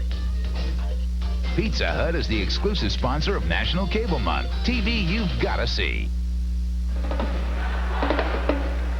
Back at the St. Paul Civic Center, and with me is Michigan State coach Ron Mason. And Ron, just your thoughts on this hockey game so far. You saw Maine last week. Well, Maine was real tentative early, and they got their feet in the ground. That goal they got right late in the first period was key for them, but it looked like Northern's turned it up a notch, and I'm really impressed with Northern's quickness up front. Now, Sean Walsh is your son-in-law. Have you given him any advice going into this game? Oh, I don't think he needs any. They got a great team, and this is a great game. All right, Ron Mason, thanks very much, and I'm sure we'll see your Spartans back here in the Final Four soon. Tom, back to you. All right, Jim, thanks a lot. Play rages on. 7:20 to go in the second period. 3-2 Northern Michigan. Wildcats into the zone. Dunham makes a save. Wow. I'll tell you, Beauvais and Shayak really creating havoc in there. Mark Olson with it behind the net. Northern Michigan really putting the pressure on in the main zone. They're using their speed now. They're getting loose from those back-checking forwards of the Black Bears, and they're putting pressure on the Maine defense. We just saw the last time Shayak came down and burned defenseman Matt Martin just going right around him. Both teams go for a line change with 6:50 left to go in the period. Last weekend, Minnesota, I don't think, got on the Maine defense hard enough. We're seeing Northern Michigan doing that right now, so they obviously thought there was a dent in the armor there last weekend, and they're exploiting it now. Link carries into the main zone. This is Pellerin. Behind the net to Robitaille. Robitaille gets to it. He's got a man open to the point. That's Imes. Imes just dumps it into the Northern Michigan corner. Pellerin with it for Maine. Got Pellerin. Still with it. Black Bears trying to get their feet back on the ground. They maybe have been rattled. And this is Ward. Ward gives it to Sabo. Sabo one-on-one with a shot. It hits the outside of the post. Dunham may have got a little bit of that puck too as it went by. Breaking out with it for Maine in his own zone. Defenseman Dan Murphy. This is Robitaille. Robitaille over to Barkley. Barkley as Robitaille cut to the net. He was well covered, and let's go down to Jim Rich for an injury update. Jim? Broken clavicle. Thanks very much, Tom. We have some bad news to report from the Maine Black Bears. Number 14, Dave Lacatour, broke his clavicle during that first period. They've taken him now to a local hospital to get him fixed up, but Sean Walsh loses one of his better players with Dave Lacatour gone for the rest of this afternoon. Tom? Well, that's his fourth-line center, Lacatour, a junior out of Natick, Mass. 16 points on the year, but a good checker, and that's something Maine's going to need. Yeah, and that's the line that has been used against the second line of the Wildcats a little bit earlier. Where Lacatour out, it means Sean Walsh has two options. Float another centerman into between Mercier and Tepper, or just plain not use that fourth line. Face off to the left of goaltender Bill Pye, who's been excellent today for Northern Michigan. Got victimized on that shorthanded goal at the end of the first period, but I don't think he really fault him for it. He was trying to make a play, and it was just a weird goal. That's all. Puck is loose in the main zone.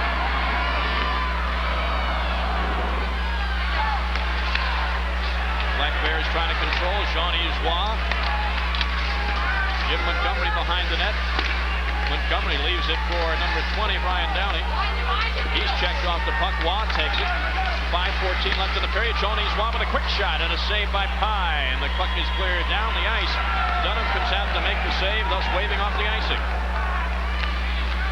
Downey gets it to a breaking Robitaille. Robitaille for the faceoff circle, and a good job defensively by Garrett McDonald getting a stick on the pass, and a whistle for a hand pass. Will have a faceoff. I don't know if Sean Walsh wanted to have happen this way, but his big line of Montgomery, Waugh, and Downey is being covered by the line of Antos, Frederick, and Klandowski. Rick Conley was telling us before the game he would prefer to have that line out there, and he's getting his wish. Whitmire, a strong, aggressive defenseman, doing a little bumping with the winger, Joe Frederick. They were bumping not only from there, but all the way up to the benches as they were going off the ice. Well, Steve Whitmire, the leading penalty minute man for Maine, but I don't mean that in a negative fashion because he only has 59 penalty minutes the entire season. Scott Beatty was telling us before the game he gets that by accident for Northern Michigan. Whitmire with the puck for Maine, back to the point. The number 3, Matt Martin's shot is well wide. Maine keeping the puck in the zone, but this is Beatty for Northern Michigan. Beatty gets it up to Kevin Scott. Scott rifles it in, forces Dunham to play it. Dunham's pass is gathered in by Beatty. Hiller and Scott. What a line for Northern Michigan. Hiller with it now. Beatty cruising in front. Scott can't control. And the Black Bears come away with it. Southpaw. The shot. Quick shot from the blue line by Matt Martin. May have surprised Bill Pye a little bit, but he had good reflexes and got a stick on it. Tomberlin with it for the Black Bears. Keeps it in, and this is Mercier. 3:55 and counting left in this second period. 3-2 Northern Michigan. Sabo trying to stick handle past his man. Gets a good shot off anyway, as Murphy was right on him. Good job of a sniper. They're going to get loose. He managed to shot. Along the boards, they fight for it. Officials have done a good job not blowing the whistle too quickly in those situations. And the shot at the point is blocked. And here comes away Mercier for Maine. He did a good job blocking the shot, but he will not end up with a shooting opportunity, as he was played well by the Northern Michigan defense. Drake with it. Leaves it for the defenseman Simpson. Loose puck in front. Mercier is knocked down, but still has the presence of mind to clear it.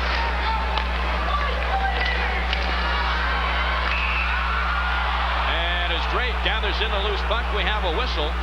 We'll be back to tell you about it. 3:06 left in the second period. Northern Michigan leads it by a score of 3-2. Focus, the intense desire to be champion. Power, the outer strength to dominate. Confidence, the mental toughness, knowing that you cannot be beaten. For every fighter to remain standing at the final bell, he must master these before he squares off against his opponent. The Miami Beach Brawl, live. Friday night at 8:30 Eastern on Prime Network. Available on most Prime affiliates.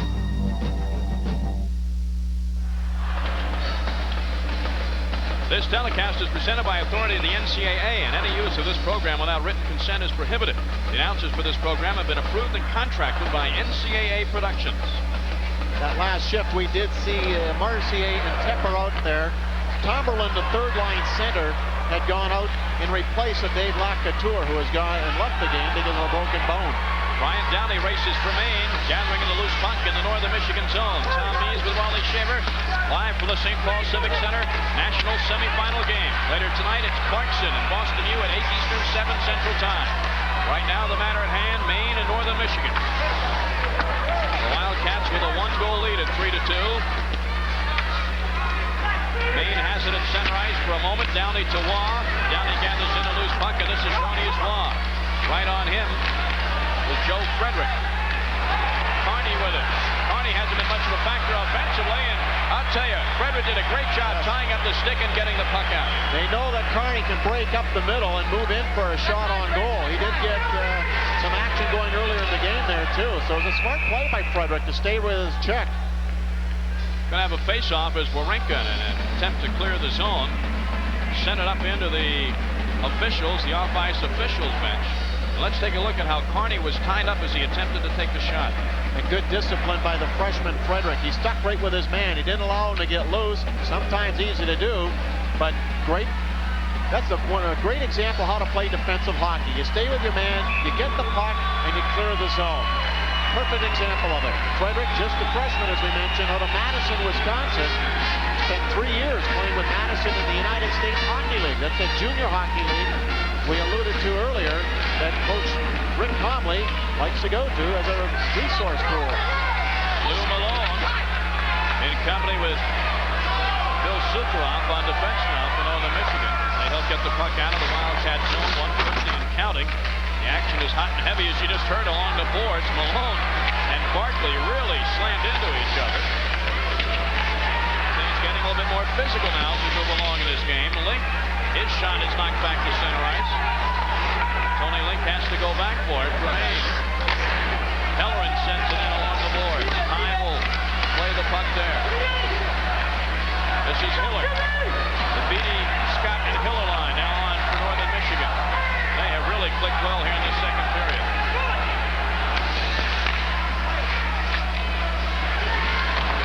Maine trying to intercept the action in the Northern Michigan zone.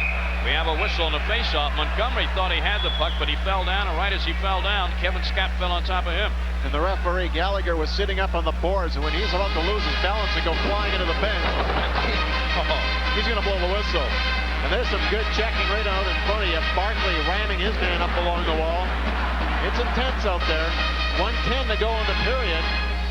3-2, Northern Michigan leading. And the shots on goal now for the game, the aggregate shots, reflect the fact that Northern Michigan has dominated this period. It was 12-12 at the end of one. Northern Michigan has 23 shots on goal now. Maine just 16. And the officials, we have a stoppage of play here. I'm not sure why. Maybe a broken stick. Second period, Dunham has made 9 saves for Maine. Pye has made just 3 for Northern Michigan. So the Wildcats have carried the play. And they carry a 3-2 lead. Warenka with it at center ice. And his pass into the corner goes just over the boards, and that's why they make the announcement at all the games. Management will cheerfully refund the price of your ticket if you want to leave now, but if you don't, look out for flying pucks. Selfie now has got moved into from a left wing spot. He's taking his face off. Good on the draw. We saw him a few times last weekend take critical face-offs too. A real intense competitor, works extremely hard.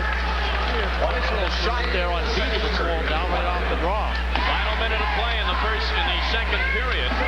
3-2 Northern Michigan. Remember, it was the final minute of play in the first period when Maine scored a goal. Tied up at 1. Mercier is back, bumped off the puck, and this is Warenka. Warenka cannot clear, and he's got to go back for it again. 40 seconds left in the period. Garrett McDonald will clear along the boards to center ice, but it's picked up there by Murphy. Murphy just dumps it back in, and Maine goes for a line change. 30 seconds and counting. Hiller over the blue line, tries to leave it for Beatty, doesn't go, and coming back up the other way is Montgomery. Montgomery carries in, 18 seconds left, he's tied up. Murphy can't get it loose. Montgomery finally does. He's got a man at the point in Straub. Can't get it there, though, and Northern Michigan excellent at covering up in their own zone in this period. Downey behind the net, 4 seconds left. Straub just got to turn and shoot. He does, and Pye with the save. That was a legitimate shot by Straub. It was on net. And at the end of the second period, the Northern Michigan Wildcats skate off with a 3-2 lead. We'll be back with more intermission activities in just a moment as Prime Network continues its hockey coverage. It's no joke. This April, Prime Network delivers the hottest springtime sports. First, it's the nation's most powerful college baseball schedule. Witness the intensity and determination of the NCAA's hottest hitting machines from the SEC, Pac-10, and Southwest Conferences. Then, move from center field to center court as professional tennis comes your way with the Prudential Securities Classic, the Virginia Slims of Houston, and the First Bank's American Cup. Also in April, see tomorrow's pro basketball stars today as top players from the college ranks fight to be noticed by NBA scouts in the Orlando All-Star Classic. And if you crave the inside scoop, let Eli Gold fill you in with This Week in NASCAR and find out what's really going on in the PGA with Golf Week. About sports, there's no laughing at the lineup this April on Prime Network. If you're hounded by a disobedient dog, now you can control your pet with Pet Trainer, the electronic pet training tool that works like magic. Just give the desired command and press the button. Pet Trainer emits an ultrasonic sound that you can't hear, but that commands your dog's attention. Harmless but effective, your dog will snap to attention and listen to your command the very first time you use it. Pet Trainer works great for cats, too. Don't let a nightmare like this happen. Pet Trainer trains pets for their own safety. And use Pet Trainer for your own safety as well. The use of ultrasonic sound is humane and extremely effective. Imagine a playful pet you can be proud of. Order Pet Trainer, the safe, effective way to train your pet. Only $29.95. Sorry, no CODs. Credit card users call toll-free 1-800-542-0700 or send just $29.95 plus $4.50 shipping and handling to Pet Trainer Box 500-X, Verona, New Jersey 07044. Credit card users call now 1-800-542-0700. Welcome back to St. Paul at the end of 2 periods of our first semifinal game today on Prime Network. Northern Michigan leading it by a score of 3-2. I'm Tom Mees with Wally Shaver. And Wally, we saw the importance in that second period of the special teams more than we did in the first. Certainly did. It was 4 of the 5 goals today have come with special teams. A couple of power plays, 1 shorthanded, and a 4-on-4 situation. When you get that 5-on-5, I think the edge has gone in favor of Maine, but special teams, the speed of Northern Michigan has really carried through. Scoring summary, of course, Maine came out at the end of the first period, was tied 1-1, and Johnny's walk gave them a 2-1 lead, and 47 seconds, but then Hiller and Szabo, and that Hiller line, that BD line with Hiller and company has really been playing well. They have. They're an awesome line. They're very explosive. They got a lot of offensive abilities out there. They pass the puck well. They've been skating together ever since the middle part of last hockey season, so they've had a lot of time together. They know where each person's going to be. 2 power play goals is the difference in this game. So at the end of 2, it's Northern Michigan 3 and the Maine Black Bears 2. Stay with us. When we return to St. Paul, Jim Rich will be chatting with the coordinator of officials for the NCAA, Mr. Charles Holden. It's hard to believe what life would be like without pencils, telephones, computers, and even paper clips. And yet these everyday products were created by people much like you. If you have an idea, invention, or new product you'd like to submit to industry, Invention Submission Corporation has a free inventor's kit to help you get started. The kit contains a form for recording and dating your invention, an information brochure, and other materials of interest to inventors.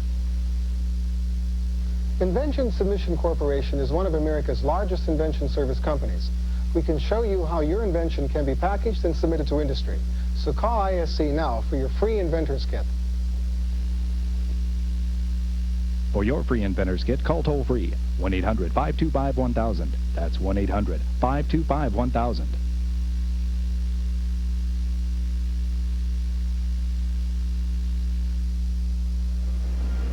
As our intermission activities continue, the Wildcats leading Maine by a score of 3-2. Let's go down to ringside now. Jim Rich with Charles Holden, the coordinator of NCAA officials. Jim? Thank you very much, Tom. And first of all, I guess everybody wants to know just what exactly the title of coordinator of officials means. Well, other than just traveling around the country watching a lot of hockey games, the real purpose of the job is to work with the Ice Hockey Rules Committee, Jim, and promote consistency of the rules. The second part would be working with the supervisors. Each division has like a Ronnie Foyt with WCHA, Dave Fisher with CCHA, Dana Henniger with Hockey East, and Dick Maher with ECAC. And what we do there, they're the coaches to the officials, and we work with the points of emphasis and whatever else the Ice Hockey Committee wants to see encouraged for rules to be called. We also have 4 clinics that we run, 4 regional clinics in September, and it's mandatory for all coaches and officials to attend those clinics. Now, how about the officials we're seeing here today? How did they get here?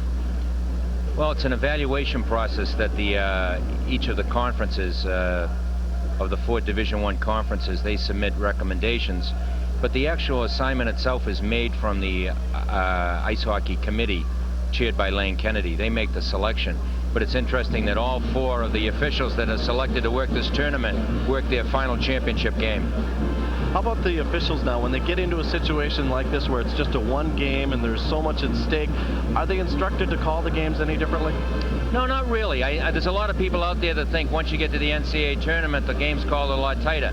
These officials were selected. In the meetings that we had with them, we told them to do the things that got them to the tournament. We don't really encourage them to go out and make any stronger enforcement of the rules, but we do want them to take the rules that are in the book and call them the way the Ice Hockey Committee, which is chaired by Sid Watson, made up of 4 coaches and 1 AD. the way those guys want the rule book enforced. Now, obviously, these officials all have their own personalities, but what is the common thread among them that make them such good officials? Is there anything that you can put a finger on? Well, I think it's a real love for the game. Most of them that do it play the game at some level, and that's one area that we're really looking to get into. We're looking to really recruit new officials. The official out here tonight, John Gallagher, 3 years ago did the Division III final at RIT that Wisconsin was in. So we're really looking to go after the 600 graduates that are graduating from college this year that played hockey, whether it's Division I, II, or III, and encourage them, if they're not going to play pro hockey or go to Europe, to consider refereeing, where it's the money's pretty good and it's a lot of fun and it's a way to stay with the game.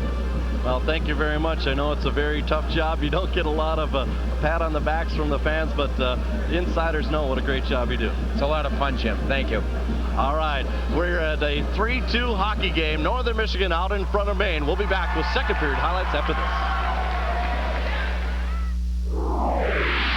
Prime Network. All sports for all seasons.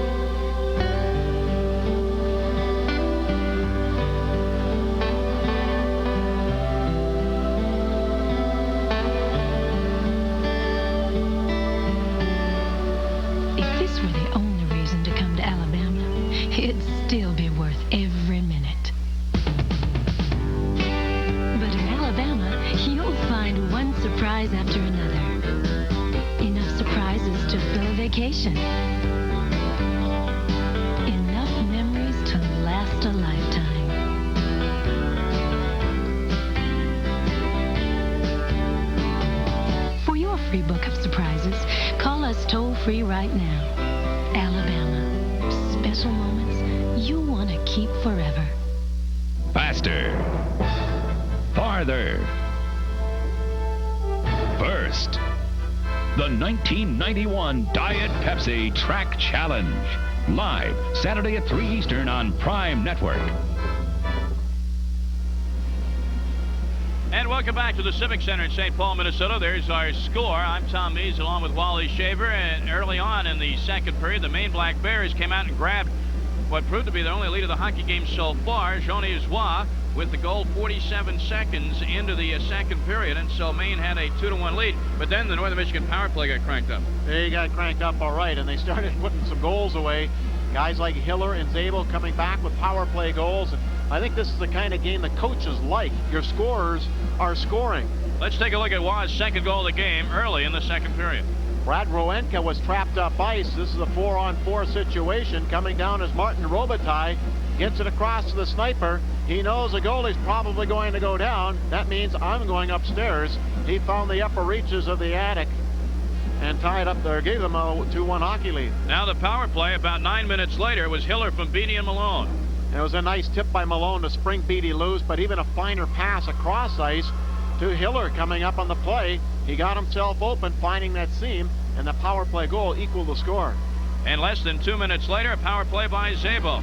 Once more, it was two Maine players going back behind the net trying to force the issue, but the puck was sprung loose by Dallas Drake, and then 15, Plandowski rifled it across to Tony Zabel, that sniper, and just a freshman, he buried it. One point you made is that the University of Maine and Northern Michigan is the way that Northern Michigan is putting more pressure on Maine in their own zone. Yes, they are. They're doing a good job of pressuring. Maine, coming back in that period, had a tough time picking up the Northern Michigan wingers. They felt that they had to spring things loose. They started coming up the middle out of their own end. The wingers got free from their checkers, and that's why we had a lot of congestion in front of the Maine net this period. It didn't exist there in the first. We've seen, Wally, momentum shifts already, 2 or 3 each team. What do you look for in the third period? Who do you think is going to grab it and keep going with it? Well, the way this game has gone, I'm sure it's going to be the star players. If you can get a guy off a third line to pop one in on either team, it's going to be a huge goal. I think Maine really has to take a few more chances right now. They got to be a little bit more aggressive with the puck. They're in a situation right now where they're facing a team that has never lost having a lead after 2 periods of play. I was just going to bring that up. That makes the people in the Upper Peninsula of Michigan very happy, and the people in the Maine, well, not so happy. But the way this game has gone, I think you can throw all those previous stats out. It should be a very exciting third period of play. After 2, it's Northern Michigan leading Maine by a score of 3-2. Wally and I and Jim Rich will be back here in St. Paul for an exciting third period right after these messages from the NCAA. I'm Craig Woodcroft from Colgate University. Some people think great athletes have it made, but nobody's life is easy. Everyone has problems. Drugs and alcohol won't solve your problems.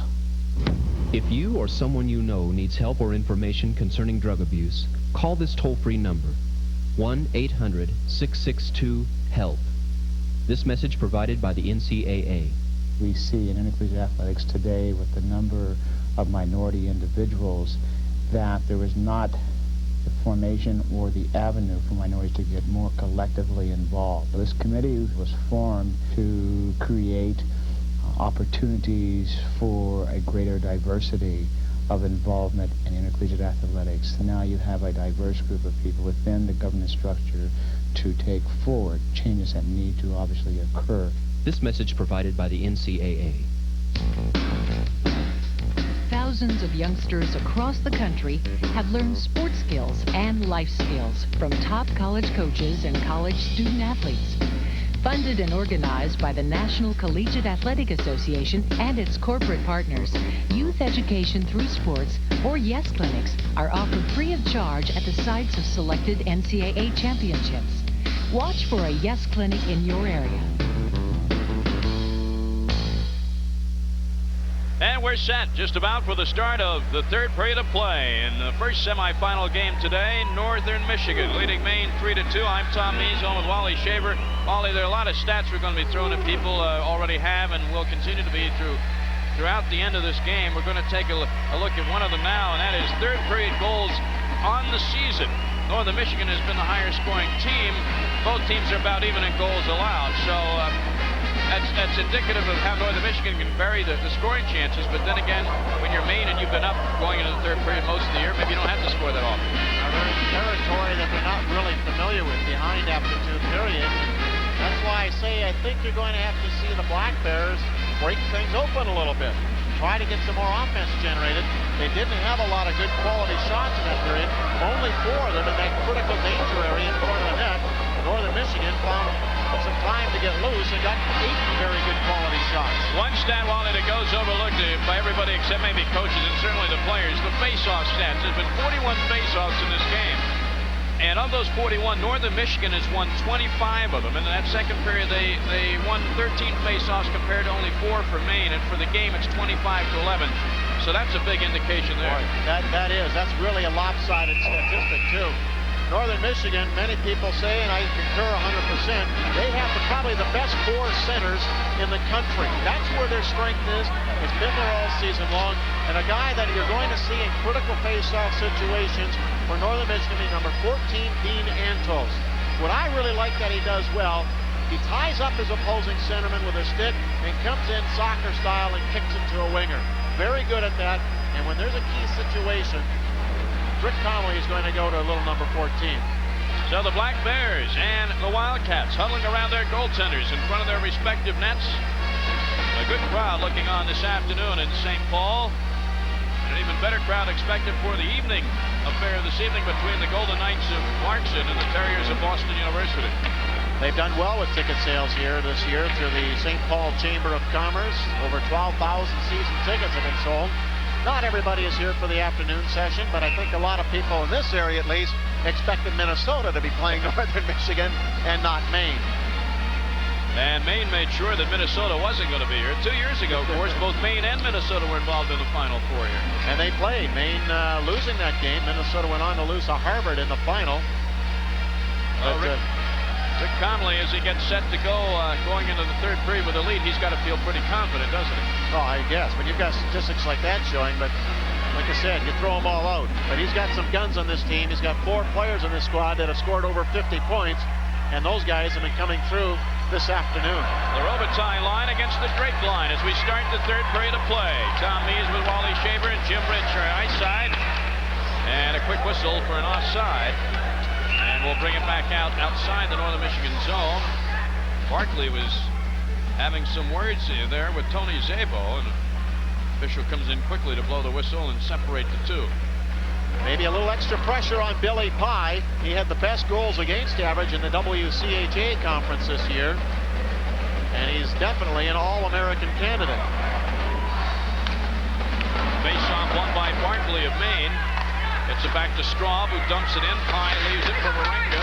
Warenka gets buried on a check there by Scotty Pellerin. But Northern Michigan breaks out of their own zone. The Wildcats are flying now to begin the third period of play. Pellerin just put another hit on Ed Ward. Maybe got the stick up a little high there, but no call, even though it happened right in front of the official. Carney goes back for it. Keith Carney, the junior out of Pawtucket, Rhode Island, has goals in 5 straight playoff games. Sean Iswa breaks in, goes to the backhand, and Pye makes the save and covers up the rebound. I tell you, Sean Iswa has some serious jets, and he proved it right there. He caught the freshman defenseman, Garrett McDonald, flat-footed. All McDonald could do was try to get over, pick somebody else up. There he's picked clean. Roenke, the last guy back. And Waugh, with 2 goals, is stuffed in the goal crease by Pye. Let's take a look at some of the fierce hitting as this period started. Listen to this. Crunch. Scott Pellerin, and he threw another check back up at the Maine blue line. So maybe that's a strategy that the Black Bears want to employ. They started their rugged checking line, and they have come out hitting. Face off to the left of Billy Pye in the Northern Michigan net. Tomberlin will take it for Maine against Beatty of Northern Michigan. Shot on a backhand by Tomberlin. Pye made the stick save. This is Tomberlin again controlling in the face-off circle, but the shot was well high. Tomberlin buzzing around again. Loose puck, and here comes Northern Michigan out with it. Hiller gets it to center ice. Beatty cruising toward the net, and Kevin Scott just missed hitting him with a pass. Martin Mercier, 3 Black Bears fighting for the puck with Hiller along the boards. Maybe frozen here. The referee says work it loose.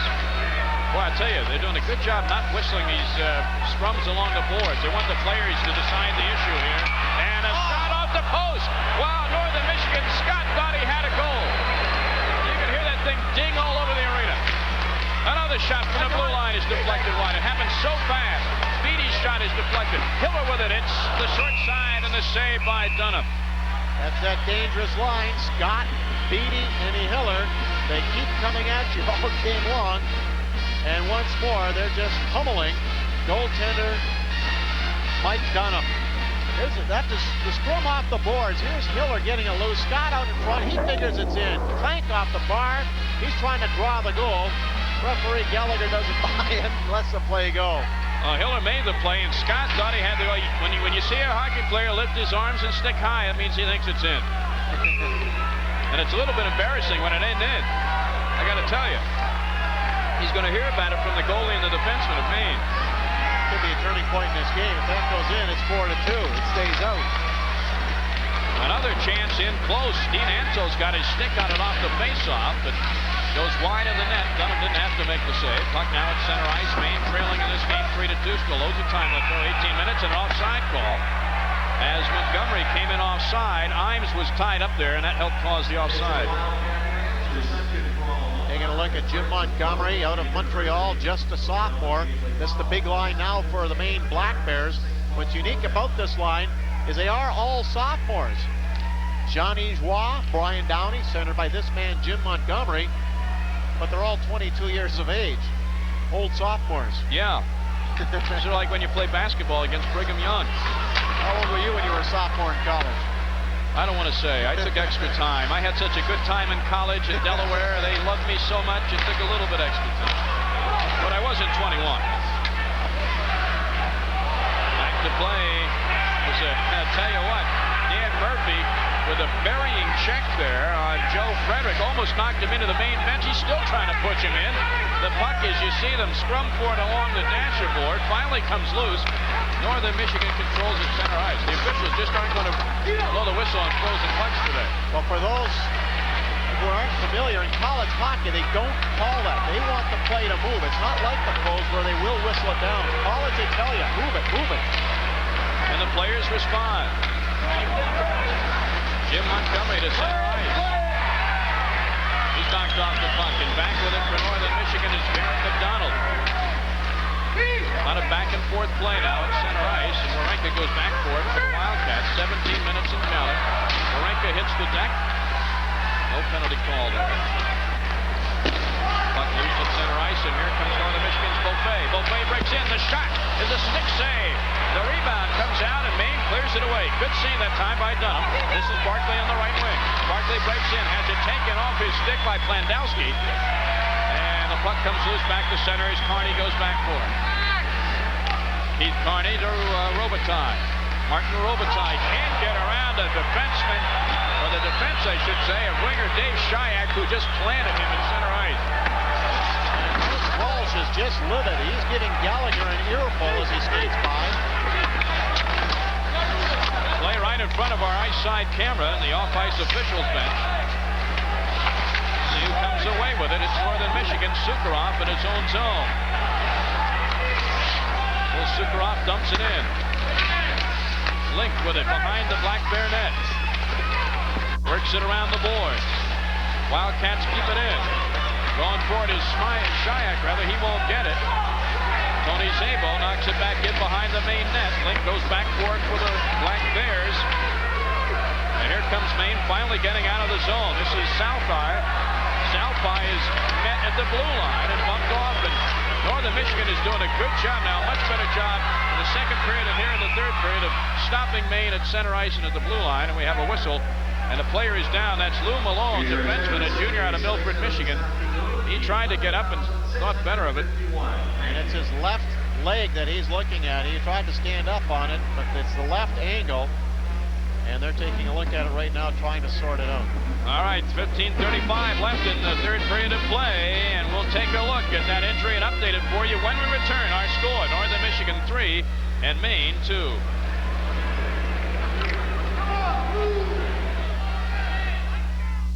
Focus, the intense desire to be champion. Power, the outer strength to dominate. Confidence, the mental toughness, knowing that you cannot be beaten. For every fighter to remain standing at the final bell, he must master these before he squares off against his opponent. The Miami Beach Brawl, live. Friday night at 8:30 Eastern on Prime Network. Available on most Prime affiliates. Welcome back to St. Paul, Minnesota. I'm Tom Mees with Wally Shaver. Third period action. Semifinal. Northern Michigan leading Maine 3-2. And this is the injury to Malone. Lou Malone. Yeah, his left angle got wedged up against the boards there, Tom, on that check as the player came into him. Lou had stood up. He planted himself first in the ice, a little bit away from the boards, but as the pressure of the onrushing forward came into him, they went up against the glass, and his foot got locked into the ice and the boards. There was just nowhere to go. And he is definitely hurting with that left ankle, and I think that might be the end we see of Lou Malone in this game. Let's take a look at it. See if we can see the ankle get caught in a rut in the ice. Maybe that was the problem. No, he's fine there. Now it's stuffed up against the boards, and there's still pressure coming down on him. Wow. On the on-checking pressure applied by Ken Selfie.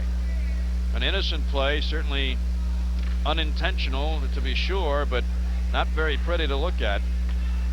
That could hurt Northern Michigan somewhat down the stretch here because Lou Malone he's in his junior year. He doesn't get a lot of points. He has only one goal this year, but he's a very steady, consistent defenseman. Seldom gets beat, seldom burnt or caught out of position, likes to stay at home. And you see, he played his position perfectly in that last shift, just stand him up at the blue line. That's the kind of game you get out of Lou Malone. He's not flashy, but this is the kind of guy you have to count on in the waning stages of a hockey game. Trainer Mark Stosner out for Northern Michigan, and a hush has come over the crowd here as they realize that this is probably not your ordinary garden variety injury. And Mr. Malone is certainly going to be out for a while, if not the end of the game, as we take a look at Jim Gallagher. Putting a splint, we understand, on the left ankle of Lou Malone. Well, what that might tell me, it looked like they had an ice pack up above the skate, too. That could be a broken tibia down there, too. And I think that's why they're taking the precautions they are at this point. So it's definitely a serious injury. There's no way we'll see Lou Malone back in this game. 15 minutes, 35 seconds left in regulation time. Malone, who has played in every game this year for the Northern Michigan Wildcats, started this game, but he won't finish it. We'll be back to St. Paul to update you further on the action on the ice and the injury as well in just a moment. From 64 to 4, the favorites and the underdogs. Can the domination continue? Is an upset in the works? Rick Pitino and top coaches and players handicap the remaining teams still feeling March Madness. The Final Four preview. Saturday at 5 Eastern on Prime Network. Available on most Prime affiliates. As Wildcat defenseman Lou Malone is carried off the ice, let's go ringside to Jim Rich. Jim? Well, as you can see, Tom and Wally, they're helping him off the ice right now, and they've already put an air splint around that ankle, and they're taking him off immediately to the dressing room. We'll try to get you word on the seriousness of the injury for Lou Malone, but he has played a whale of a hockey game so far for the Northern Michigan Wildcats, and hopefully he'll be able to return. We'll keep you updated on the status, but they want to get a good look at that ankle right now, and the doctors are going to work on him right out here in the lobby out in front of the locker room. We'll keep you updated on the situation. Tom, back to you. All right, Jim, thank you very much. It's something that you never want to see in any athletic contest. Lou Malone, a junior, 5'7", out of Milford, Michigan. That's just too bad. That's going to press the services of defenseman Steve Carpenter, just a freshman, and Jeff Simpson, a sophomore, to get more time in this period. And another freshman, Garrett McDonald. You're losing a veteran type of performer, too, when you take Malone out of the lineup. Now you've got three other defensemen back there who, one of them played sparingly last year as a freshman, and that's Simpson as a sophomore, and two others that are freshmen. So the load and the onus now is on the remaining 5 defensemen for Northern Michigan. Can Maine exploit this and send their forwards in hot and heavy against those maybe inexperienced players? Now the face-off in the Northern Michigan zone. Barkley controls it from Maine, and the Bears knock it in, but it's well wide behind the net. Northern Michigan regroups. However, the puck is kept into the zone by Martin. There goes Barkley behind the net. Pellerin, who's caused a lot of havoc along the boards in this game, does so again. Oh, a backhand shot got in there and hit the outside of the post. Backhand shot by Matt Martin hit the outside of the post.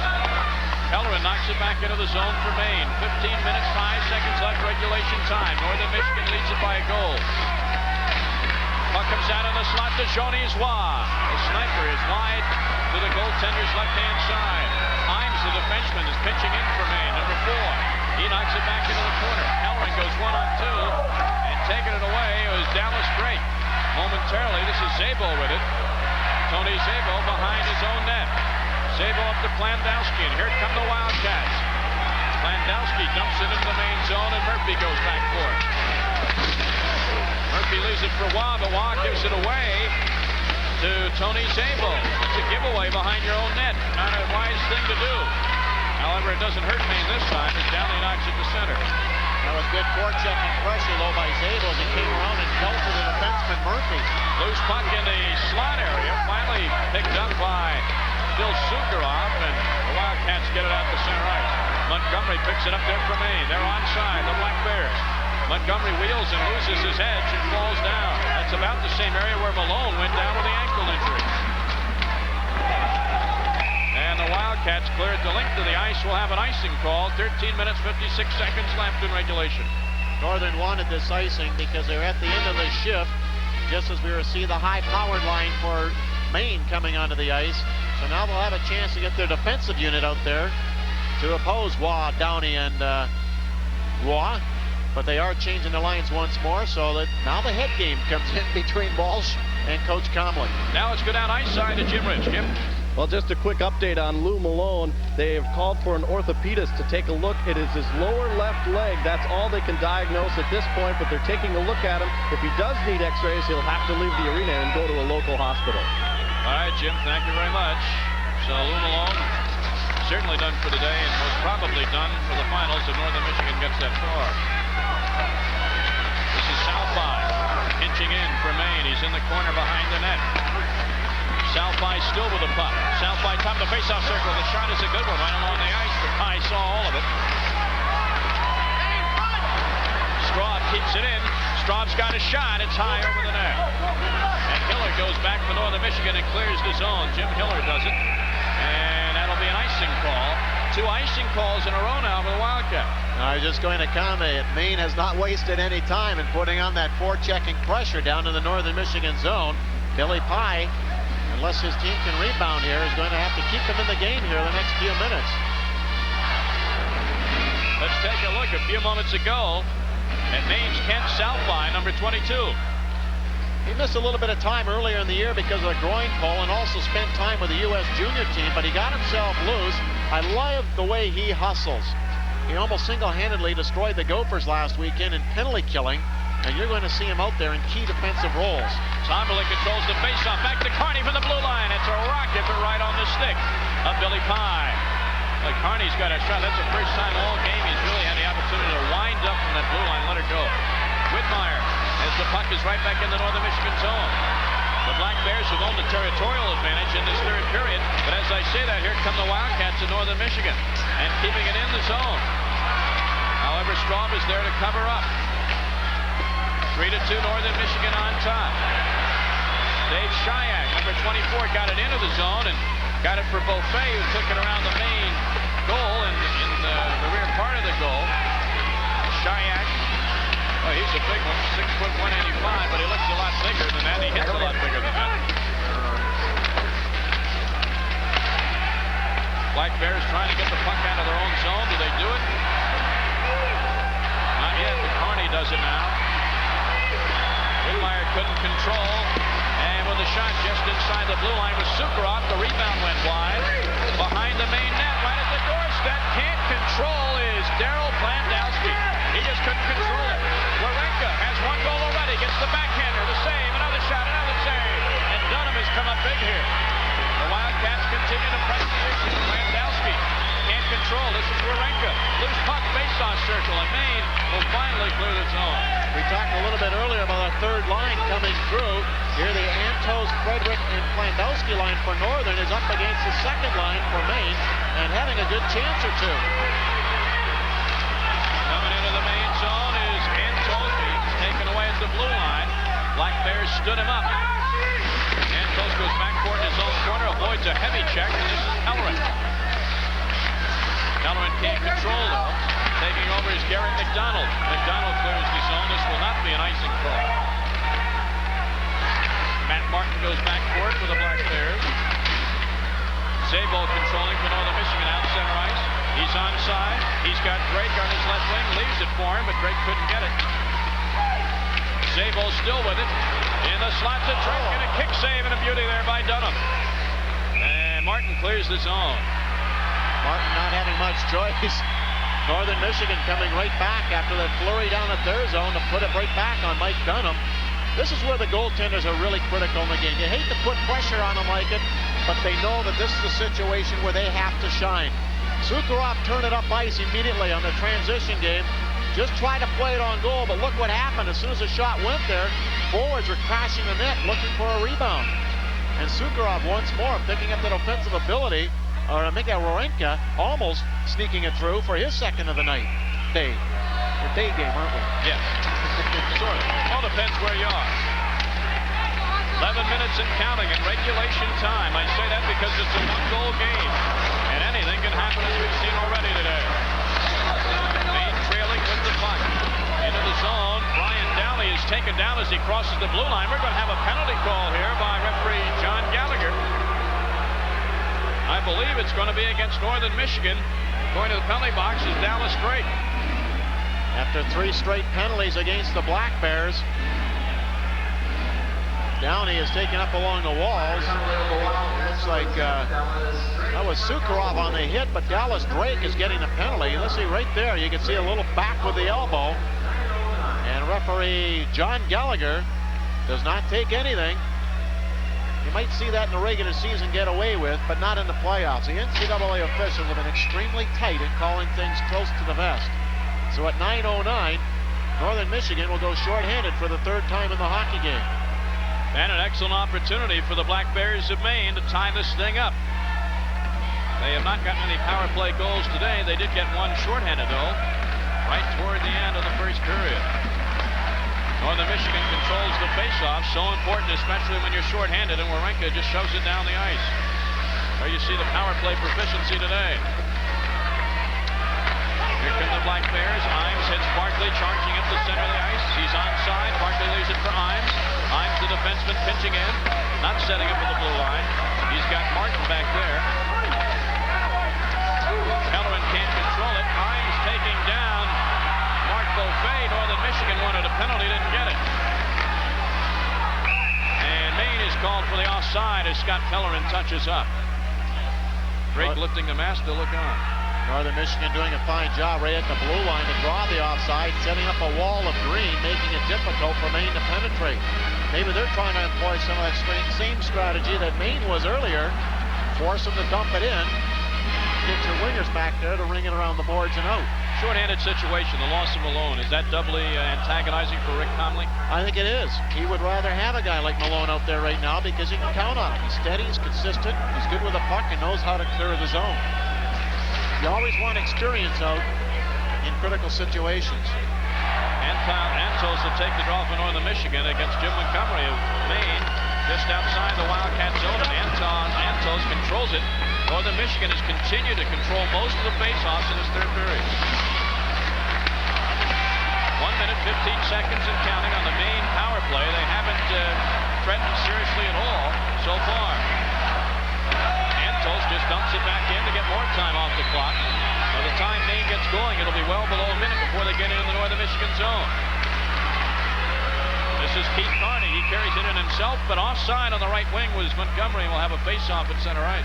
I think there was just a little too much eagerness to get into the zone and try to get things set up. So a frustrating shift here for Montgomery and his wingers, Downey and Raw. You know, we have the stat when Northern Michigan leads after 2 periods. They're undefeated on the year. That's good, but when they score 3 goals or less, they're 0-4-2 on the year. So usually when they win, they put the puck in the net with regularity. I think we just saw Downey back talking to his coach at the bench. I think he probably told him, look, we're not having luck bringing it into the zone. Let's try dumping it in and see what happens. Montgomery controls the face-off for Maine, and the Bears do dump it in. Johnny's long, all by his lonesome for a moment behind the net to Montgomery. Montgomery leaves it for Brian Downey. Downey can't control it, and I'll tell you, that's a big play because Jim Hiller said thank you very much and cleared it down the ice. Here come the Bears almost immediately back on side. Waugh, he couldn't control, but this is Straub. Straub gets it to Downey. He's in front to Waugh. He score! What a play! Jean-Yves Waugh gets the pass from Downey, and it's a 3-0 hockey game. Power play goal. Third goal of the game for Jean-Yves Waugh. You can tell that line has played together a few times. Clearing efforts are blocked. A couple of Northern players are caught up high, so immediately they come down low. Downey to Waugh, cruising up through the slot. He's uncontested. He knows there was a traffic jam back up at the top of the blue line, right there. And as that seam opens up down the middle, it's an easy pass for Downey.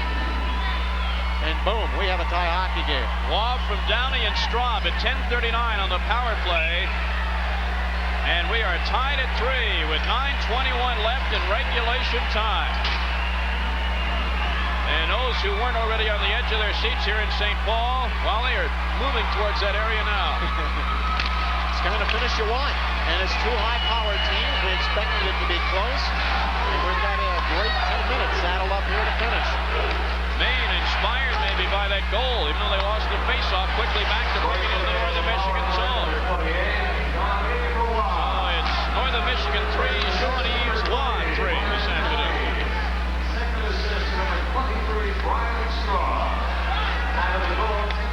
Now back of the net for Northern Michigan, Phil Sukarov. Sukarov gets it to center ice. Hiller couldn't control, but here comes Beatty. Beatty splits the defense, leaves it for Hiller. Hiller is tied up, still manages to get his stick on the puck. He went down, hoping to draw a penalty. None was forthcoming.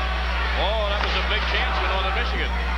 That big line one more time. They're going off now on a shift. We're going to see a lot more of them in the waning stages of this third period. Puck goes over the glass into the crowd. There's a stoppage. Let's go to ringside at Jim Rich. Thanks very much, Tom. Well, if this game does go into overtime, the Maine Black Bears may have an advantage on the Northern defense because the word is for Lou Malone, he is done for the day. He suffered an ankle injury. They've yet to determine the extent of that injury, but he will be done for the afternoon, even if this game does go into overtime. Tom, back to you. All right, Jim. Thank you very much. Not good news for the folks in the Upper Peninsula of Michigan. No. Face off to the left of Maine goalie Dunham. This is Warenko, had the first goal of the game for Northern Michigan. He's tied up by Southby. Northern Michigan still with it. Szabo with a shot. Dunham doesn't know where the rebound is, but his defense does. Szabo still working hard along the boards. Wildcats keep it in, but now Maine has control. And this is Temper at center ice. He hasn't had much ice time of late. Temper keeps it in. Southby has got it. He loses control. Temper back on it. Southby tied up by Warenko. And here comes Northern Michigan. 2 on 3. This is Eddie Ward. Ward trying to get by the defense. Does so. Wrap around. At the pad there is Dunham. Little wrap around attempt. Ward still with the puck. Back to the point. The shot is taken by Garrett McDonald. Was well wide. This is Dallas Drake behind the net. Drake goes to his backhand. He's taken down. No penalty is called. Wildcat fans want it one. And both players immediately looking at the referee Gallagher, who was right behind him. He didn't think it warranted a call. Here comes Johnny's why. He's got some jets. He turns him on again. The centering pass, and Pye has to cover up. Wow, when he gets those skates a-going, look out. He brings people to their feet. 7:19 left in regulation. We're tied at 3. Back in a moment. Follow America's top amateur athletes all the way to Olympic gold on Prime Network. All summer, we'll canvass the nation looking for tomorrow's superstars. Experience the intense competition as these young sportsmen challenge the world with their talent.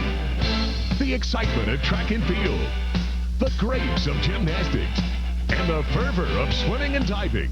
It's all here as Olympic hopefuls compete on Prime Network. You talk about a couple of stomachs churning, Mr. Walsh and Mr. Comley. Both yelling a lot of praise, but Walsh has been pacing that bench like a jaguar on the attack. Sean Walsh mopping his brow. Now the penalty that Northern Michigan wanted called and was not. And you can see Matt Martin of Maine wrapping up his man.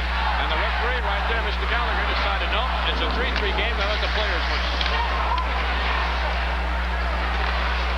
Puck loose at center ice. This is Carney for Maine. Onside are the Black Bears. Downey has it. Tries to leave a touch pass for Montgomery. Didn't happen. And back comes Northern Michigan. 3 on 2. Jeff Simpson breaks in. Thinks better of it, though. Stops at the top of the faceoff circle. You don't want to get caught deep. Montgomery along the boards. Simpson goes back for it for Northern Michigan. Line change is going to come hot and heavy for both teams now. 6:44 and counting regulation time. Daryl Klandowski is planted. He loses control, and Brian Straub goes back for it for Maine. Stealing the puck and getting a weak shot on goal is Shayak. Dunham saw him all the way.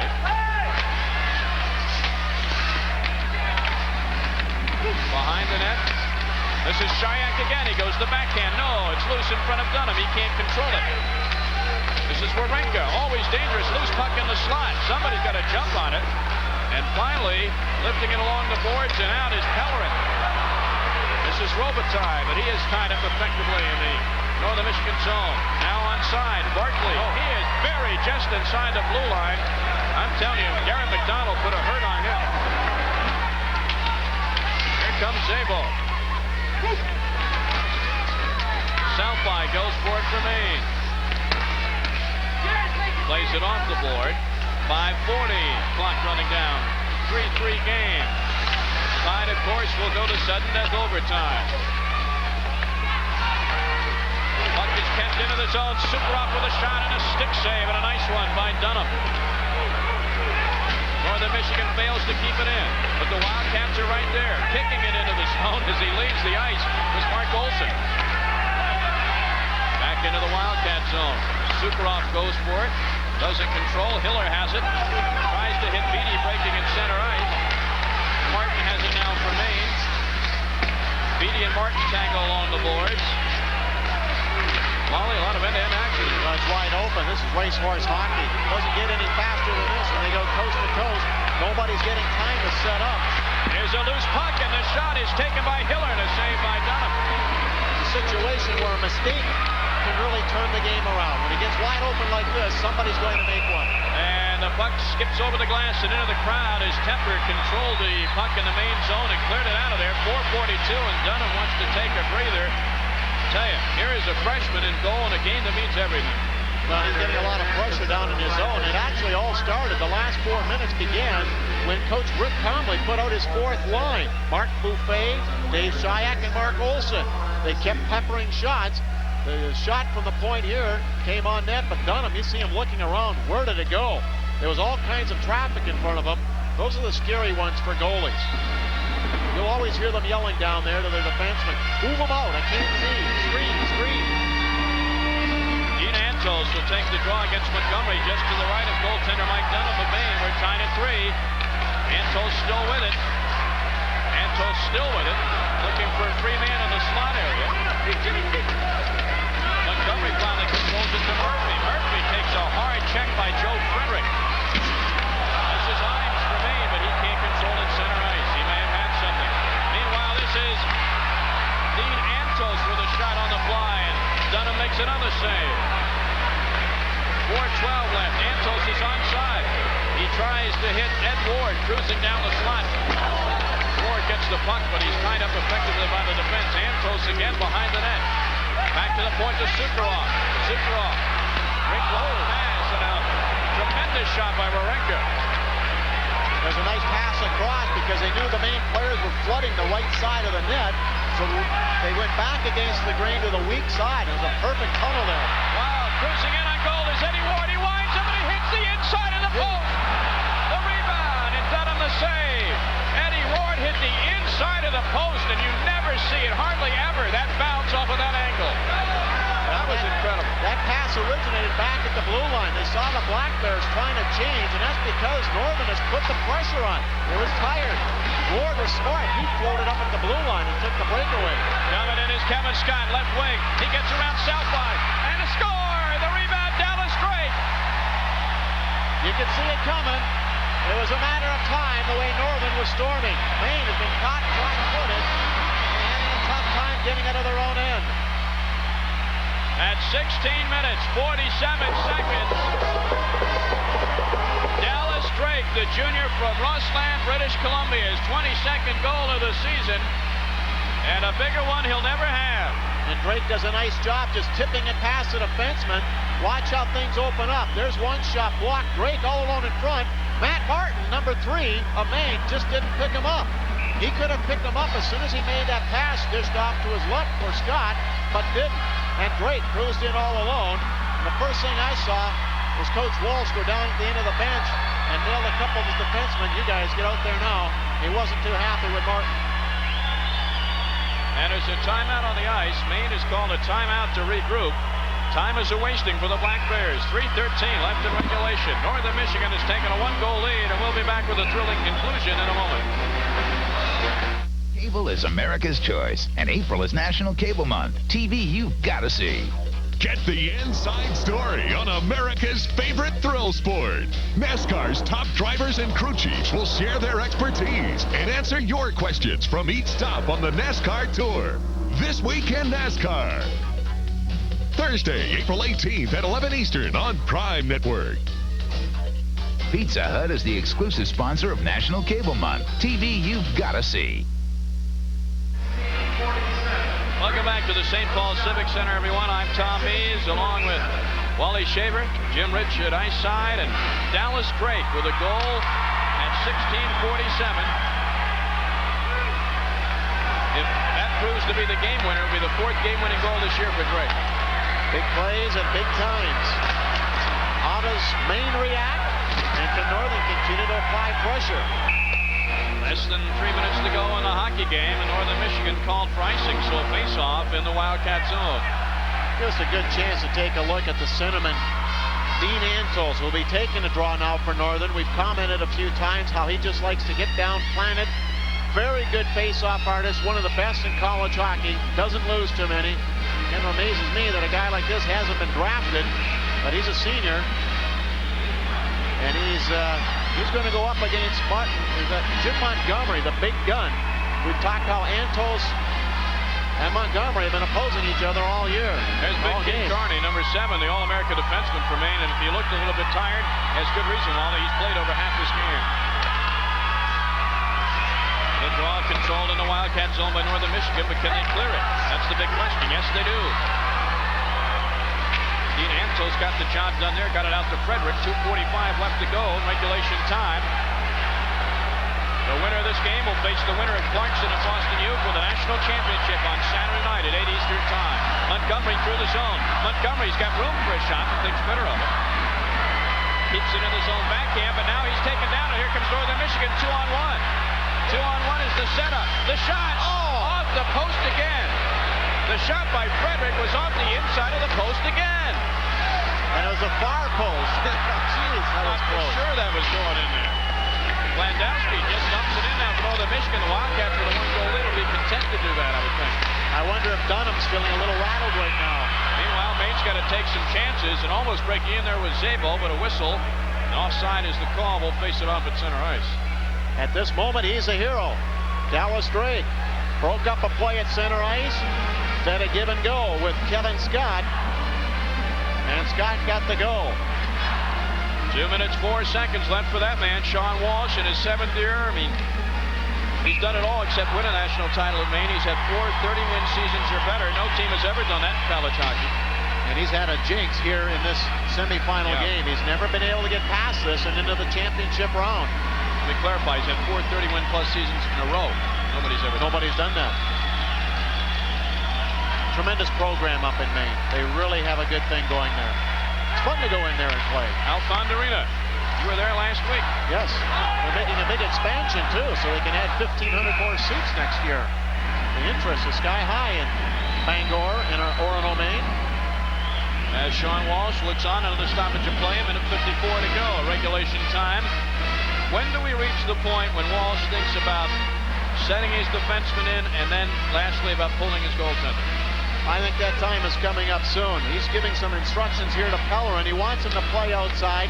Pellerin's going back to talk to his defenseman, Matt Martin. I watch for a breakaway effort here, trying to float a guy back in behind the Northern Michigan defense. Northern's going to have to keep a wary eye on that now. They've got 2 left-handed defensemen out there, Northern does, but it's Rowenka now who's more in the middle of the rink. Barkley and Drake the face-off. Drake controls it for Northern Michigan, gets it to Zabel, but here comes Barkley from Maine. He took it away from Zabel. A minute 48 to go, regulation.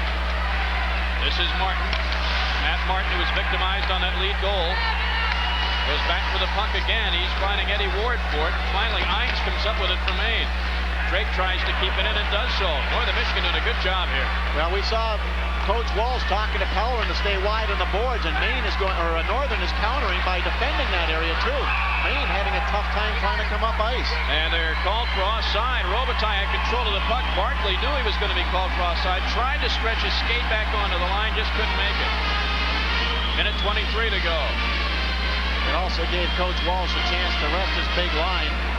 He's going to send them out as much as he can here. The last minute and a half of this game. Those are the guys he has to rely on. Carney on defense. He likes to move into the play. Straub, a good playmaking defenseman. And the forward line, number 20 at the bottom of your screen, 28, Jean-Yves Roy.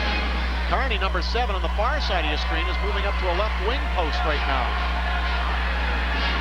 The draw taken just outside the Northern Michigan zone. Again, controlling it is Dean Antos. He's done a fantastic job, especially in this 3rd period.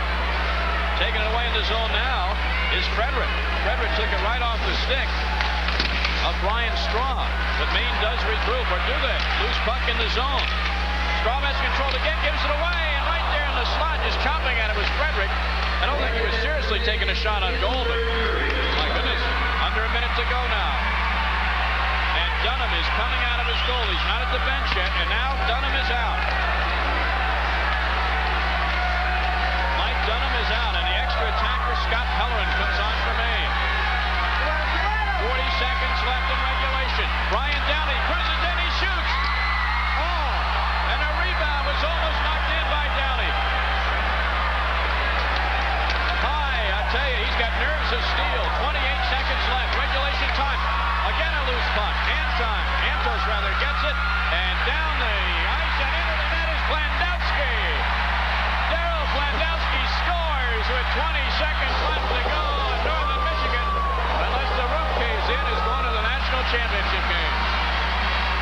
the first thing Bill Pye did was come over out of his net and jump into the arms of Darryl Pandowski. And how frustrating it's got to be for Sean Walsh on the Maine Black Bear bench.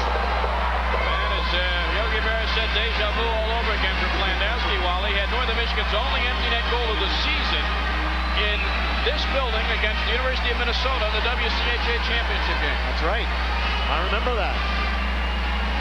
Well, you put out the good line when you have to, and who was the centerman out there? Dean Antos won the critical face-off, got it out of the zone. As it came back in, you keep your checking unit out there. Pandowski, Antos, and Joe Frederick have had enough chances in this game, and they finally cap it off. It's almost fitting that they do get a goal. So Pandowski, his 13th goal of the season. He's a senior out of Lloydminster, Alberta, Canada. Let's take a look at some of the action in front of the Northern Michigan net there. Actually, we're not going to. This is the goal. There's the clearing pass, gloved by Pandowski, who said, "Wait a minute, I'm not going to let this thing go. I got a chance to score." And he did that. Let's go down to ice on it, Jim Rich. Jim. Well, Tom and Wally, I don't think you guys could have seen it, but on that last chance, Jean-Yves Roy was right at the side of the net, and that puck was heading towards the net. He would have had his 4th goal of the game, but Brad Wawrinka was able to kick it out of there with his skate while laying on the ice.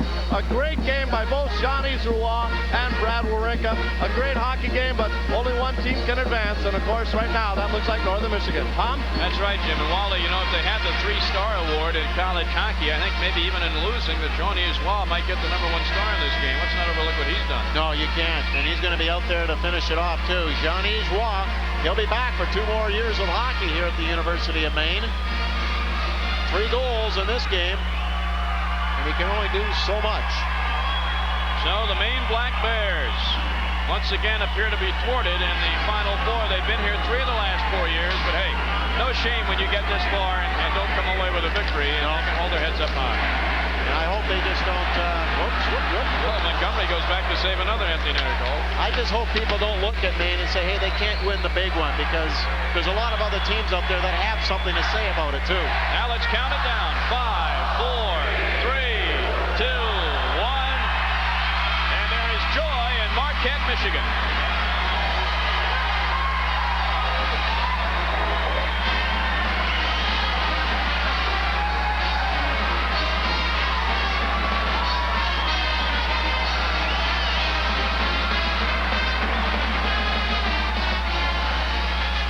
Sadness in Orono, Maine.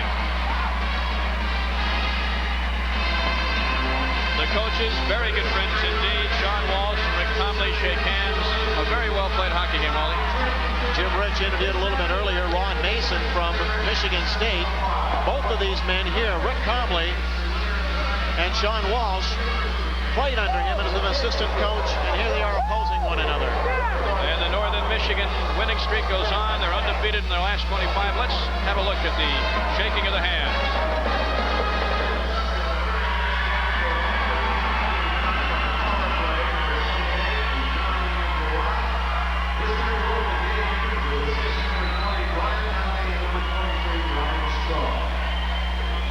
Shots on goal in this game, 38 for Northern Michigan, 27 for the University of Maine.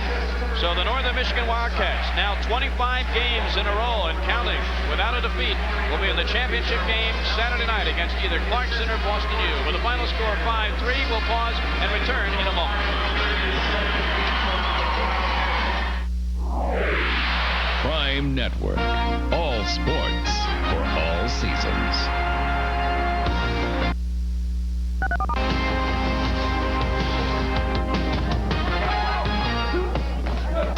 Ever-increasing demands for oil have created political and economic turmoil around the world. Here in America, domestic oil producers are responding to the challenge of producing oil more cost-efficiently than traditional methods that would drill vertically into the ground, either hitting or missing oil pay zones. But innovative technology and a process known as horizontal drilling can make use of existing wells by lowering pipes to certain levels and then drilling horizontally to tap into oil trapped in existing vertical pockets. Estimates for one of these horizontal wells is an impressive 19,000 barrels a day. To learn how this new drilling technique has created investment opportunities in the rising oil market, Call 1-800-243-1941. You'll also learn how this is one of the last tax advantages left in the U.S. Congress has allocated $2.5 billion worth of tax advantages for the next 5 years to spur drilling activity for oil and gas production. Now more than ever, producing American oil makes sense. Call 1-800-243-1941. Improve your game. Get the inside story on golf's major tournaments and talk directly to your favorite pro. Golf Week. Live, 11 Eastern, Friday night on Prime Network. Available on most Prime Network affiliates. To the winner go the spoils, they say, but even in defeat, the loser can stand tall. That young man is Jean-Yves Roy of the University of Maine. He's with our Jim Rich at Eyesight. Jim? Thank you very much. And Jean-Yves, just an excellent hockey game by you and your team. What did you see as the difference this afternoon? I think both teams are great teams. One was more opportunistic than the other one.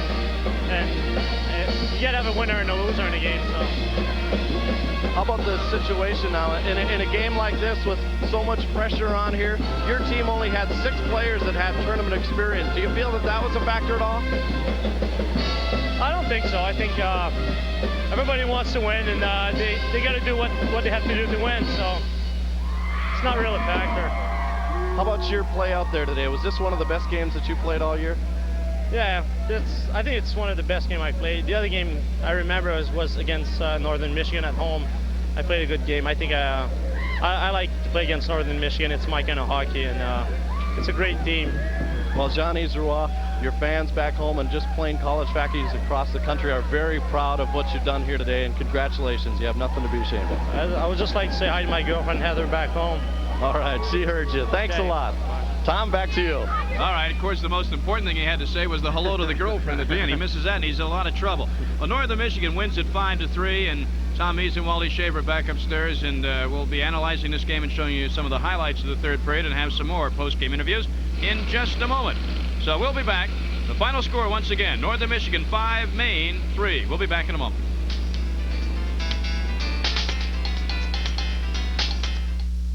Follow America's top amateur athletes all the way to Olympic gold on Prime Network.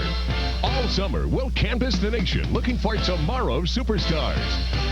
Experience the intense competition as these young sportsmen challenge the world with their talent. The excitement of track and field, the grace of gymnastics, and the fervor of swimming and diving. It's all here as Olympic hopefuls compete on Prime Network. We heard from the runner-ups, the Maine Black Bears, Jean-Yves Roy. Now let's hear from the winning coach, Rick Comley. He's with our Jim Rich at Eyesight. Jim? Thank you very much, Rick. What a hockey game we saw here this afternoon. Well, it was a great game. They're a great hockey team, and it's been that type of year for us. You know, we really like this building, and we're comfortable here, and we had the messed up trip coming in, you know, but it didn't bother the kids too much, and I'm very proud of them right now. Were you worried about overtime? Should it have gone to that? Do you think your team may have gotten tired then? Well, we've had great composure all year, you know, and we had the lead, and then they got that power play, and that's such a good power play that you really thought that they might come back and tie it, which they did, but we didn't lose our cool and got the big goal. All right, you mentioned the big goal. We're going to show it to you now, and if you can describe just what exactly happened on this play. Kevin Scott makes a great play driving down the boards. He drives wide, break, and then Dallas Drake, number 10 in the middle of the ice, follows hard to that. Now look at him drive to the net. Goaltender makes a save, looks behind him, and Drake picks it up and puts it in the short on the far side low. With the way Dunham played today, your players had to be extremely happy that they finally got through to him. Well, he's a good goalie. He's very highly touted. We had a lot of shots. You know, it was a very good hockey game, though. Very even and very up and down. And we knew we weren't going to get much of a lead, if any, and that we were going to have to fight right to the end to win it. All right, you play tomorrow. Is it too early to come back again, or before the tournament was Thursday, Friday, and then Saturday?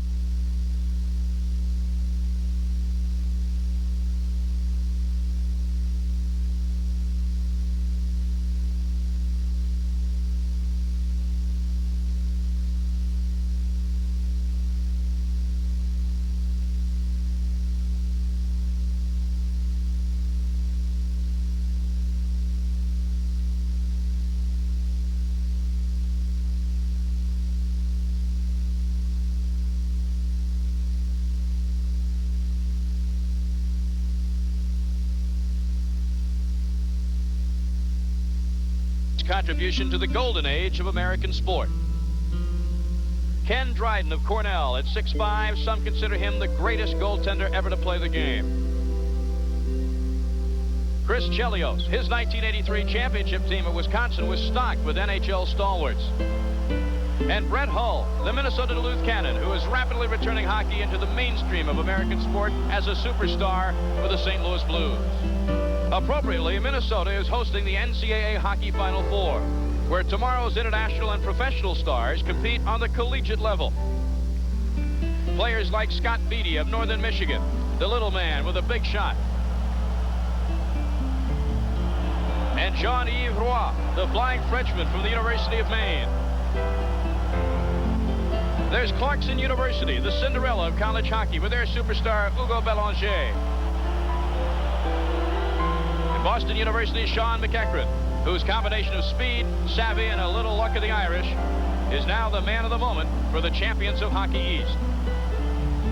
Although today's player has changed dramatically since Baker played, their hockey education began the same way, on that same frozen pond. Potato peel twist, yeah! Ho ho! ESPN presents the national championship. Oh, darn it, there's that dripping faucet again.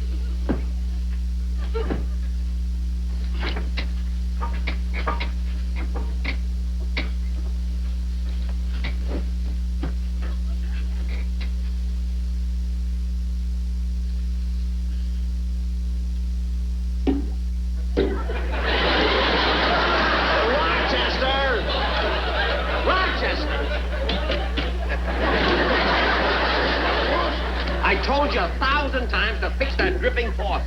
I fixed it. Oh, yeah? Well, listen.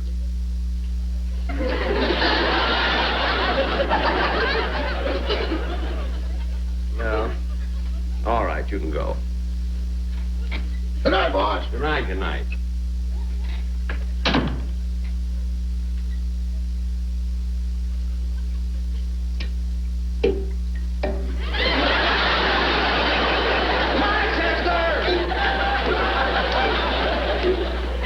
Listen.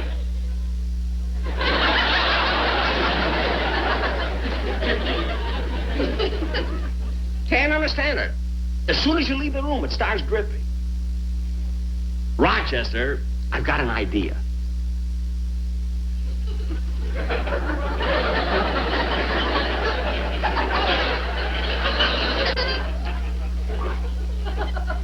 Good night, boss. Good night, Rochester. You see, I told you. Now go ahead and fix it. I'll turn it over your bottom. You better get back to sleep, boy. I'm so wide awake now I can't fall asleep. Now, Rochester, there's only one way that I'll be able to fall asleep, and you're just going to have to do it, that's all. Oh, boss, that's so much trouble. Trouble or not, I've got to get my sleep. Now go ahead and do it. All right.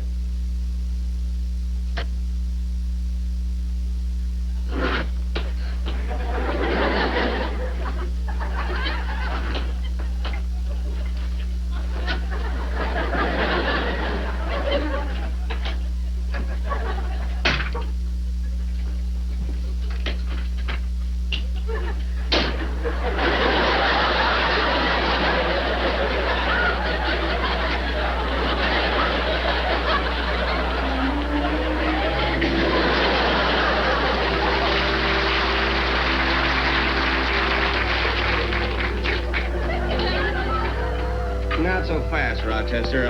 I didn't take a Dramamine.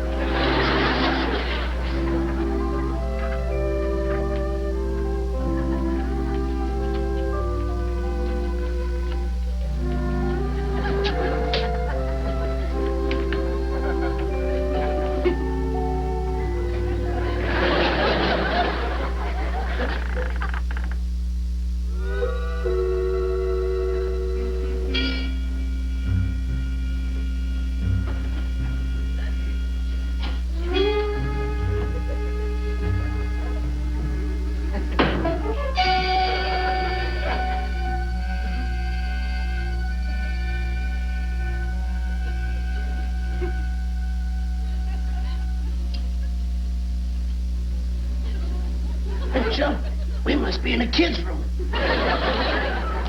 That's the baby. I'd like to see the size of the mother and father.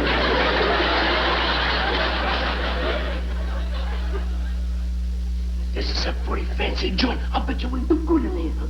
Yeah. Hey, Lefty, come here. Silver ashtray. Hey, buddy. Just nailed down.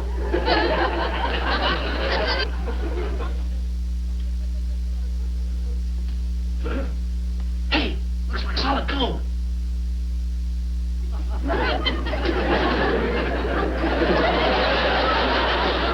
This thing must have played for Notre Dame. Hey, I'm gonna look and see what's in these drawers.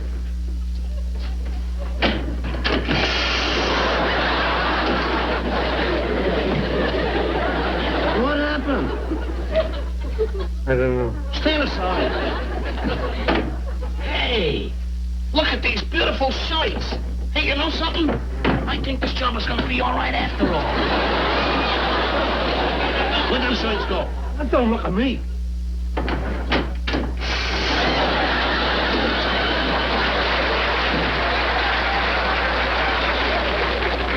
Sure.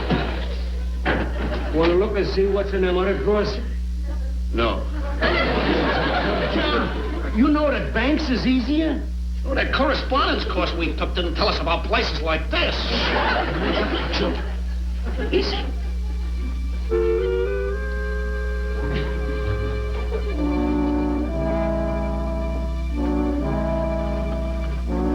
Hey, Joe, I'm going to see what's in here.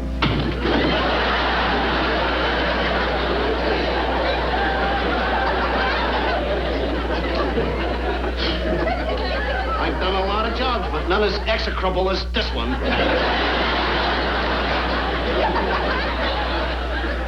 Hey, Joe, I know you're safe around here someplace. Let's look for it, huh? All right, let's look. Come on. Usual behind here, maybe. Yeah, there we are. I'll have this tin can open in 3 seconds. All right.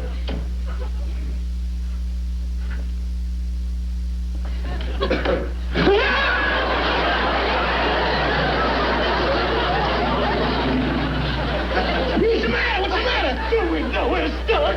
Stand aside. What's this? A coin slot. To open window, deposit 25 cents. That's good enough for me.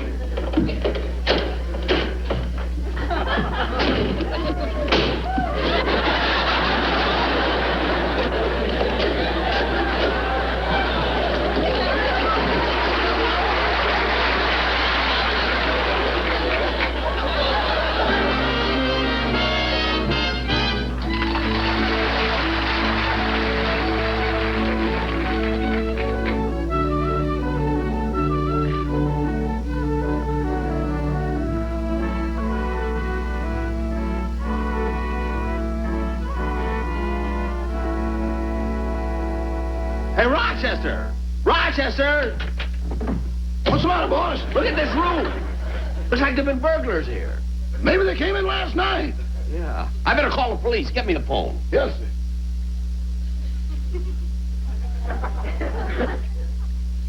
Yeah, I don't know the number of the police department. I'll get information. Information? Oh, I'd like the number of the police department, please. Yes, sir. The Hollywood Police Department is Hollywood 33449. Oh, no. No, operator. I want the Beverly Hills Police Department. I'm sorry, but that's an unlisted number. Fine, I'll go down there myself.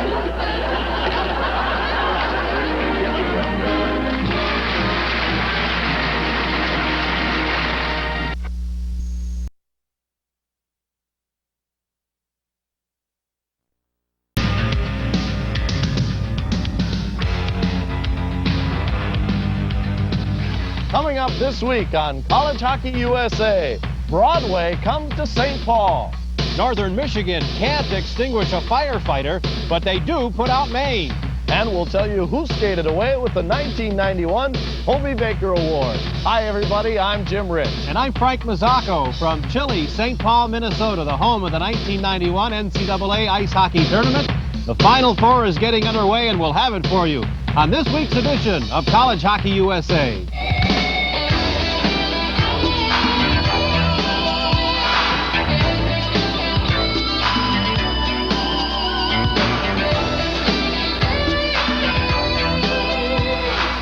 Now here's Mowry moving in, comes right in front, score! All the goals, all the saves. Now all the exciting action of college hockey is just a phone call away. This number, 1-900-990-PUCK, gives you daily updates on all your favorite college teams from all the major conferences and the independents, including national rankings from all the major polls. The College Hockey Hotline provides you with information on Division I teams 24 hours a day. Want to know how your favorite teams and players are doing? Call 1-900-990-PUCK and get more than just a score.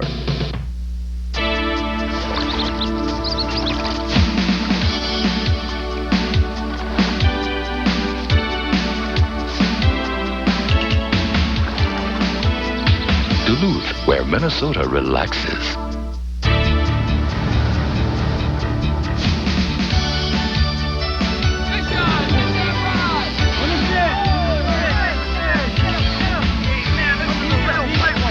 Duluth, where Minnesota gets away. They call St. Paul Hockey Capital USA. It's the home of the Civic Center, and this weekend also the home of the 1991 NCAA Hockey Final Four. Welcome back to College Hockey USA on Prime Network.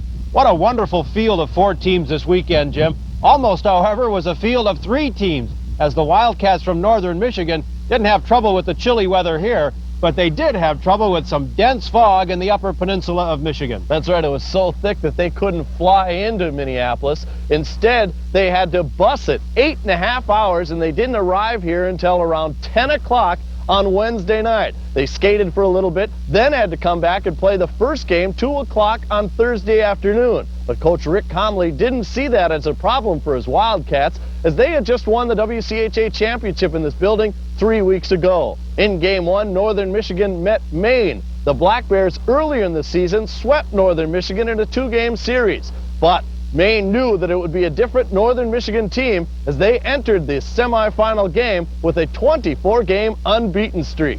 We used to be Coyotes, but we're Wildcats now!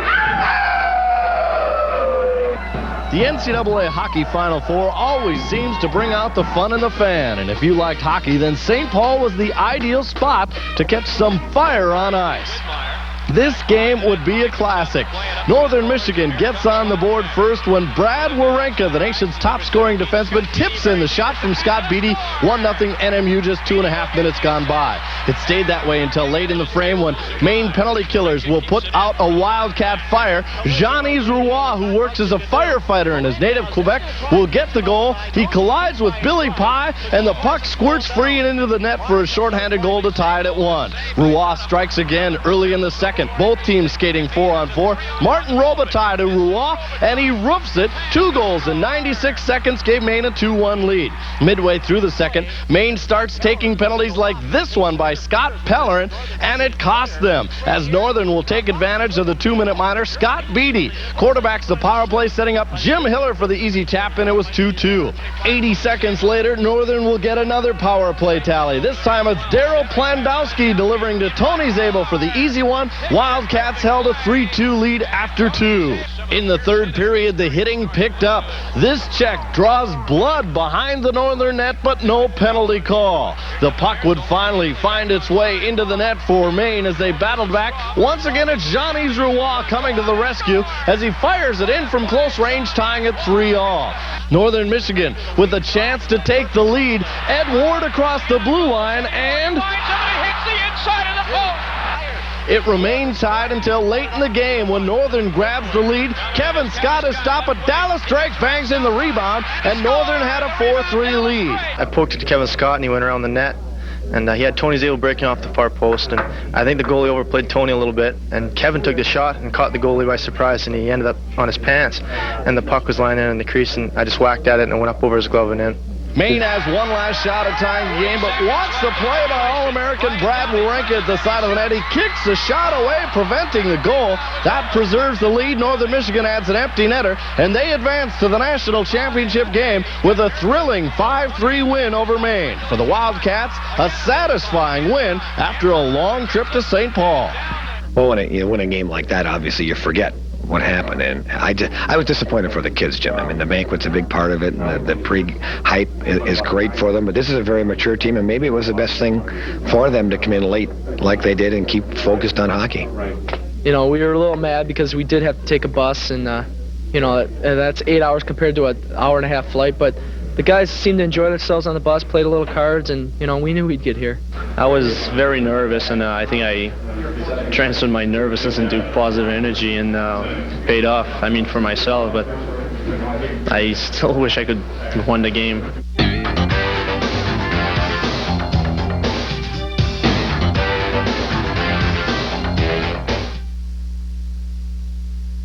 This spring, Pass has more of what you're looking for. The hottest sports action in April. Major League Baseball. The 1991 Detroit Tigers storm onto the scene carrying big bats. Lead off an incredible 70-game Pass package with 9 live games in April as Sparky sends his sluggers to the plate to pound the White Sox, Blue Jays, and Yankees.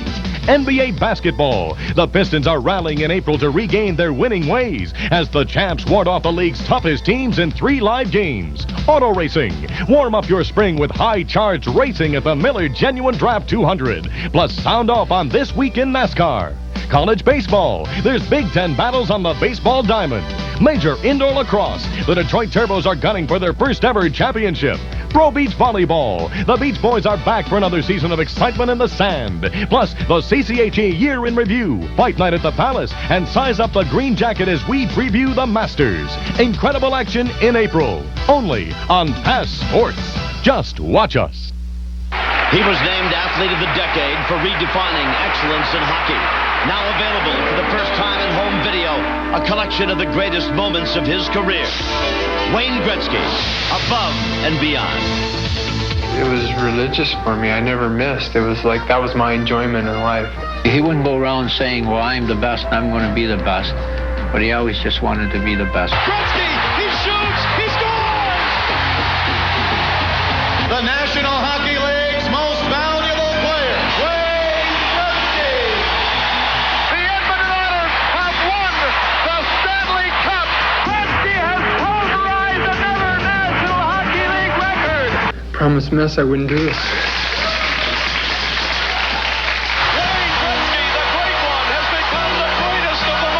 To order your copy for $19.95 plus tax, shipping, and handling, call 1-800-654-0700 now. Back to College Hockey USA. The second semifinal pitted 2 Eastern schools, Boston University and Clarkson. That's right, Jim, and the Terriers from Boston University were the overwhelming #1 pick at the beginning of the year, but they struggled a bit, then came on red hot, particularly since the Beanpot. Clarkson, on the other hand, was not expected to be in the tournament, but they had a raging playoff series and upset Lake Superior State, the then rated #1 team in the nation. But the real scene stealer in that second semifinal game was a man called Broadway. Golden Knight fans took an early blow when their mascot was banished to the stands after knocking out a piece of plexiglass during pregame tomfoolery. But that didn't hamper the team's play in the opening moments of the game. Here's Sylvain Lapointe will shoot from the far boards, and Mike Castleman will tip it past Scott Cashman. 1-0 Clarkson just 31 seconds into the game. Then Tony Amani, also known as Broadway because of his flashy play, took over. Still in the first period, line mate Keith Kachuk will steal the puck in behind and feed out front to Amani. His quick shot beats Chris Rogels to tie things at a goal apiece. Midway through the period, a BU penalty left the Terriers a man down, but Tony Amani got things heated up. Puck kept in the zone, but Clarkson will not control as BU clears it. And this is Amante. He's got McEachran on a 2-on-1 shorthanded. Amante scores! What a move by Tony Amante! Oh, he had the goaltender tied up knots. That one's worth another look. Amante uses Sean McEachran as a decoy. He'll then slip it by Rogels even though he's behind the Clarkson net. That play not only excited the BU players, but their fans at the Civic Center as well. Amante completes the first period hat trick late in the stanza. Watch line mate Sean McEachran with a great forecheck in behind. He'll dig it out, then center to Amante for the goal. 5-1 Terriers. His line mates do the dirty work, but Amante gets the glory. It's something McEachran doesn't seem to mind. I think everybody on the team, because Tony had time and everybody else. We're kind of a loose team in the locker room, and Tony keeps us loose by clowning around a lot. And he likes to hoop it up when he scores, but as long as he keeps scoring, we don't care. Amante's 3 goals propel BU to a 7-3 win over Clarkson, continuing the resurgence of both the team and Amante. In January, we were really struggling, and we had a big team meeting. We were kind of not knowing where we were going, what we were doing. I thought we were getting too individualistic. We were worried about what we hadn't accomplished instead of what we had ahead of us. And I kind of had a knocked-out, dragged-down meeting with the team, and one of the comments I made to Tony was, Tony, you only got 9 goals. This is mid-January. You only have 9 goals. You're probably not going to get 30 this year, so let's accept the fact that you're not going to get 30 goals and go do something else for the team to win. And he said, oh, I'll do that, but I'm also going to get 30. And I kind of smiled, and he said, well, when I get the 30, I'm going to hand you the puck. He couldn't wait to give it to me tonight. When I wasn't doing it in the beginning, the team wasn't doing so well, so, maybe I just thought, hey, if I can get going too, maybe the team's going to take off too. As always during the Final Four, the Hobey Baker Award is handed out to the top college hockey player in the country. Now, this year's field was very balanced among the 10 top finalists, but Hockey East officials were hoping that this year would be the year that a Hockey East player would finally take home the hardware. During its 7 years of existence, Hockey East had never had a Hobey Baker winner, even though the league had produced some of the greatest players in college hockey history. This year, Hockey East hoped that would change. Its finalists included some of the nation's highest-scoring players. Sean McEachran of Boston University, David Emma of Boston College, and Maine's Jean-Yves Roy. Many thought Emma would have the inside shot at the Hobey, and Saturday those hunches were confirmed. BC's all-time leading scorer became the 11th recipient of the Hobey Baker Award.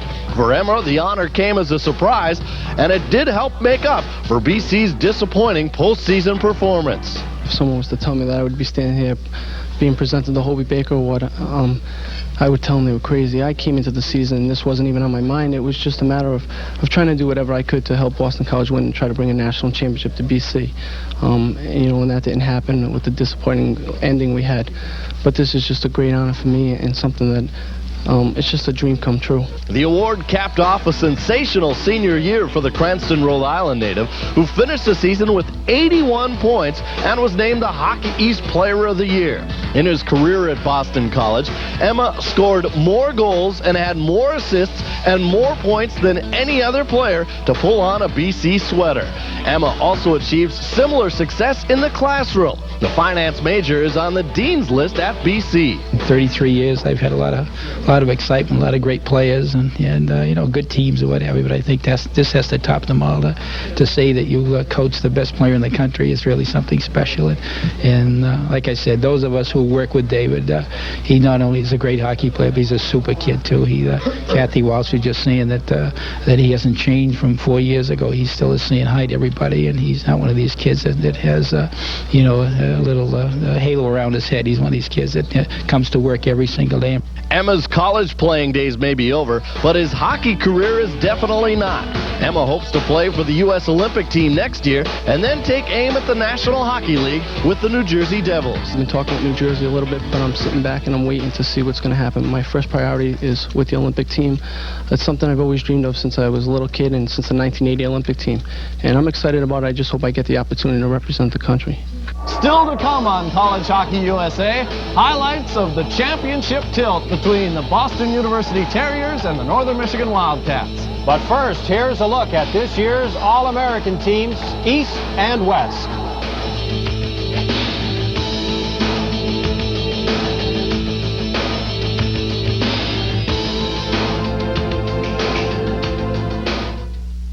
Most people think of me as a basketball expert, but I'm really an expert when it comes to shaving. Like almost everybody else, I used to hate shaving. Nicks and cuts, razor burn, it was awful. Then I discovered the shaving solution. This great new product is so concentrated, only 2 drops, and you'll experience the best shaves of your life. In curly, the shaving solution is also perfect for ladies. The special women's formula moisturizes and conditions our skin while we shave. It even allows us to shave our legs submerged in the tub and eliminates deodorant burn. Try this shaving solution. Your skin deserves the best.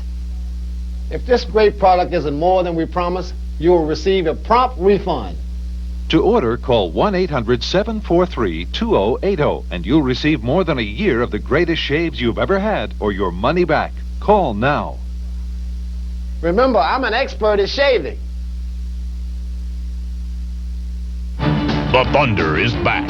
Check out all the hard-hitting action of major indoor lacrosse on Pass. It's the high-scoring, full-contact sport of the 90s that is taking the nation by storm. Pass brings you all the fury and awesome energy of major indoor lacrosse, featuring the Mean Machine Detroit Turbos in intense battles for dominance and survival.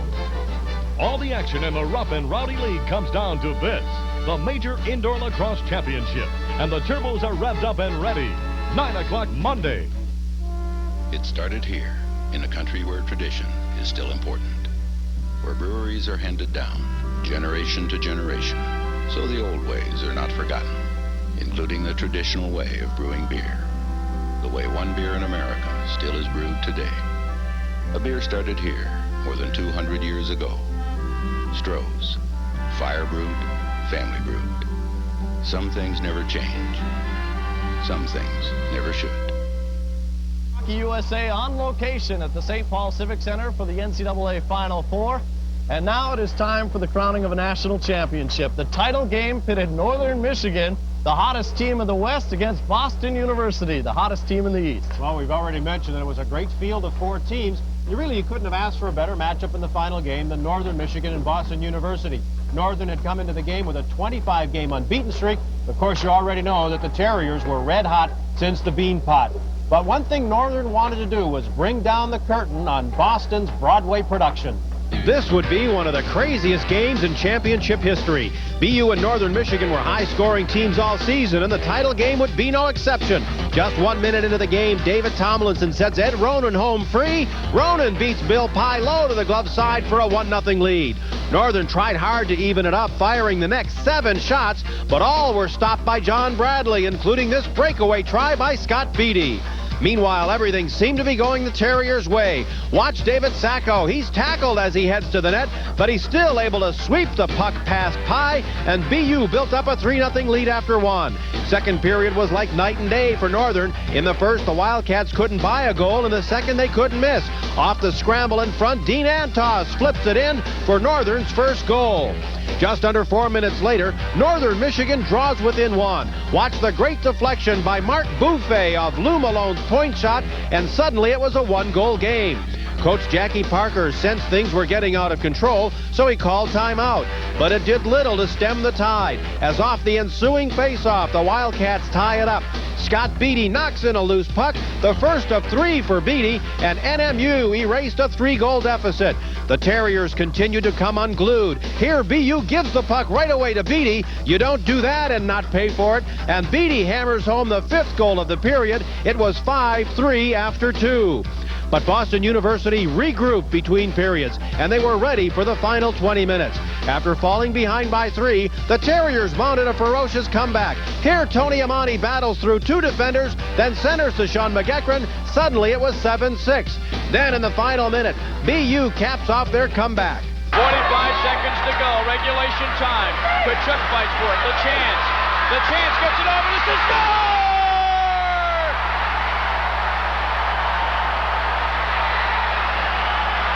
BU nearly had it won in regulation. Amonte breaks down the slot, but Billy Pye comes up with his biggest save of his career with just 1 second left. Then overtime began, and both teams had great chances. Kevin O'Sullivan rings one off the post. On the rebound, Keith Kachuk hits the other post. Finally, Pye is able to cover up on the goal line.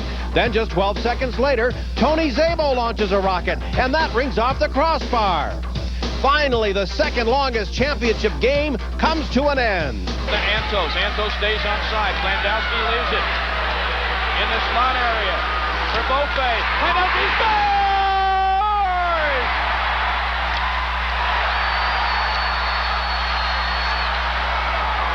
I dreamed about scoring a goal, not a hat trick. I think everybody dreams about scoring a goal, and you always, overtime you're always going on the bench. The whole game plan, which he couldn't play in. He's not a defensive-oriented player, but they couldn't turn around, and to the public, they couldn't trade him. So he was stuck. Management was stuck. I went to see Savard, Serge Savard. I said, "Hey, trade me. You're paying me so much money. It's stupid for you to keep me there. So I want to play hockey. I don't want to be sitting and playing 5-6 minutes a game. I can't play." I went to see him 3 times. He said, "No, you're part of the building. You're part of the dynasty. I can't do that." So I was getting to a point where I was getting sick, and I couldn't go on with that anymore. So I said, I'm leaving. So for me to take the decision of retiring, they washed their hand. It came from him. It didn't came from them. So that's how it happened. Thus began the first retirement of Guy Lafleur, a hiatus that would take nearly 4 years out of his hockey life. In June of 1988, Lafleur was elected to the Hockey Hall of Fame, all the time clinging to the hope that he'd get another chance. 2 months later, that chance came from New York via Michel Bergeron and Phil Esposito. Michel called me and he said, "Phil," he said, "Guy Lafleur wants to make a comeback." I said, "Are you kidding me?" He said, "No." I said, "Well, let's get him down to New York. Let's talk to him." I mean, there was no hesitation. And as soon as Guy came down, we talked a little bit about the old times and playing and all this other stuff. And I looked him right in the eye. And I said, "Do you think you can do it, Guy?" I said, "Yes." He said, "You got your chance." So I would never forget that. And my return was caused by the New York Ranger organization, Michel Bergeron and Phil Esposito. If I'm happy today and I feel good inside, I owe it to them. And my family owe it to them too. So something that I would cherish for the rest of my life and I would never forget. Lafleur tried to take it away. He does. Lafleur comes in. He shoots. He scores! In the uniform of the New York Rangers, Guy Lafleur made a successful comeback to hockey in October of 1988. Once more, the cries of Guy echoed throughout NHL buildings. In 1989, Lafleur completed the circle as he returned to Quebec. An established winner, Lafleur would be an excellent role model for the young Nordique over the final 2 seasons of his career. Now, in the spring of 1991, a glorious career is truly over. Right now, I feel like I'm retiring in peace. I'm very happy inside. I feel free. I could retire now. It's the moment to retire and say, "Hey, I'm free." I accomplished what I had to accomplish. I'm getting out of it without looking back. The future for me looks a lot brighter than it was 1984 because I'm ready for it mentally.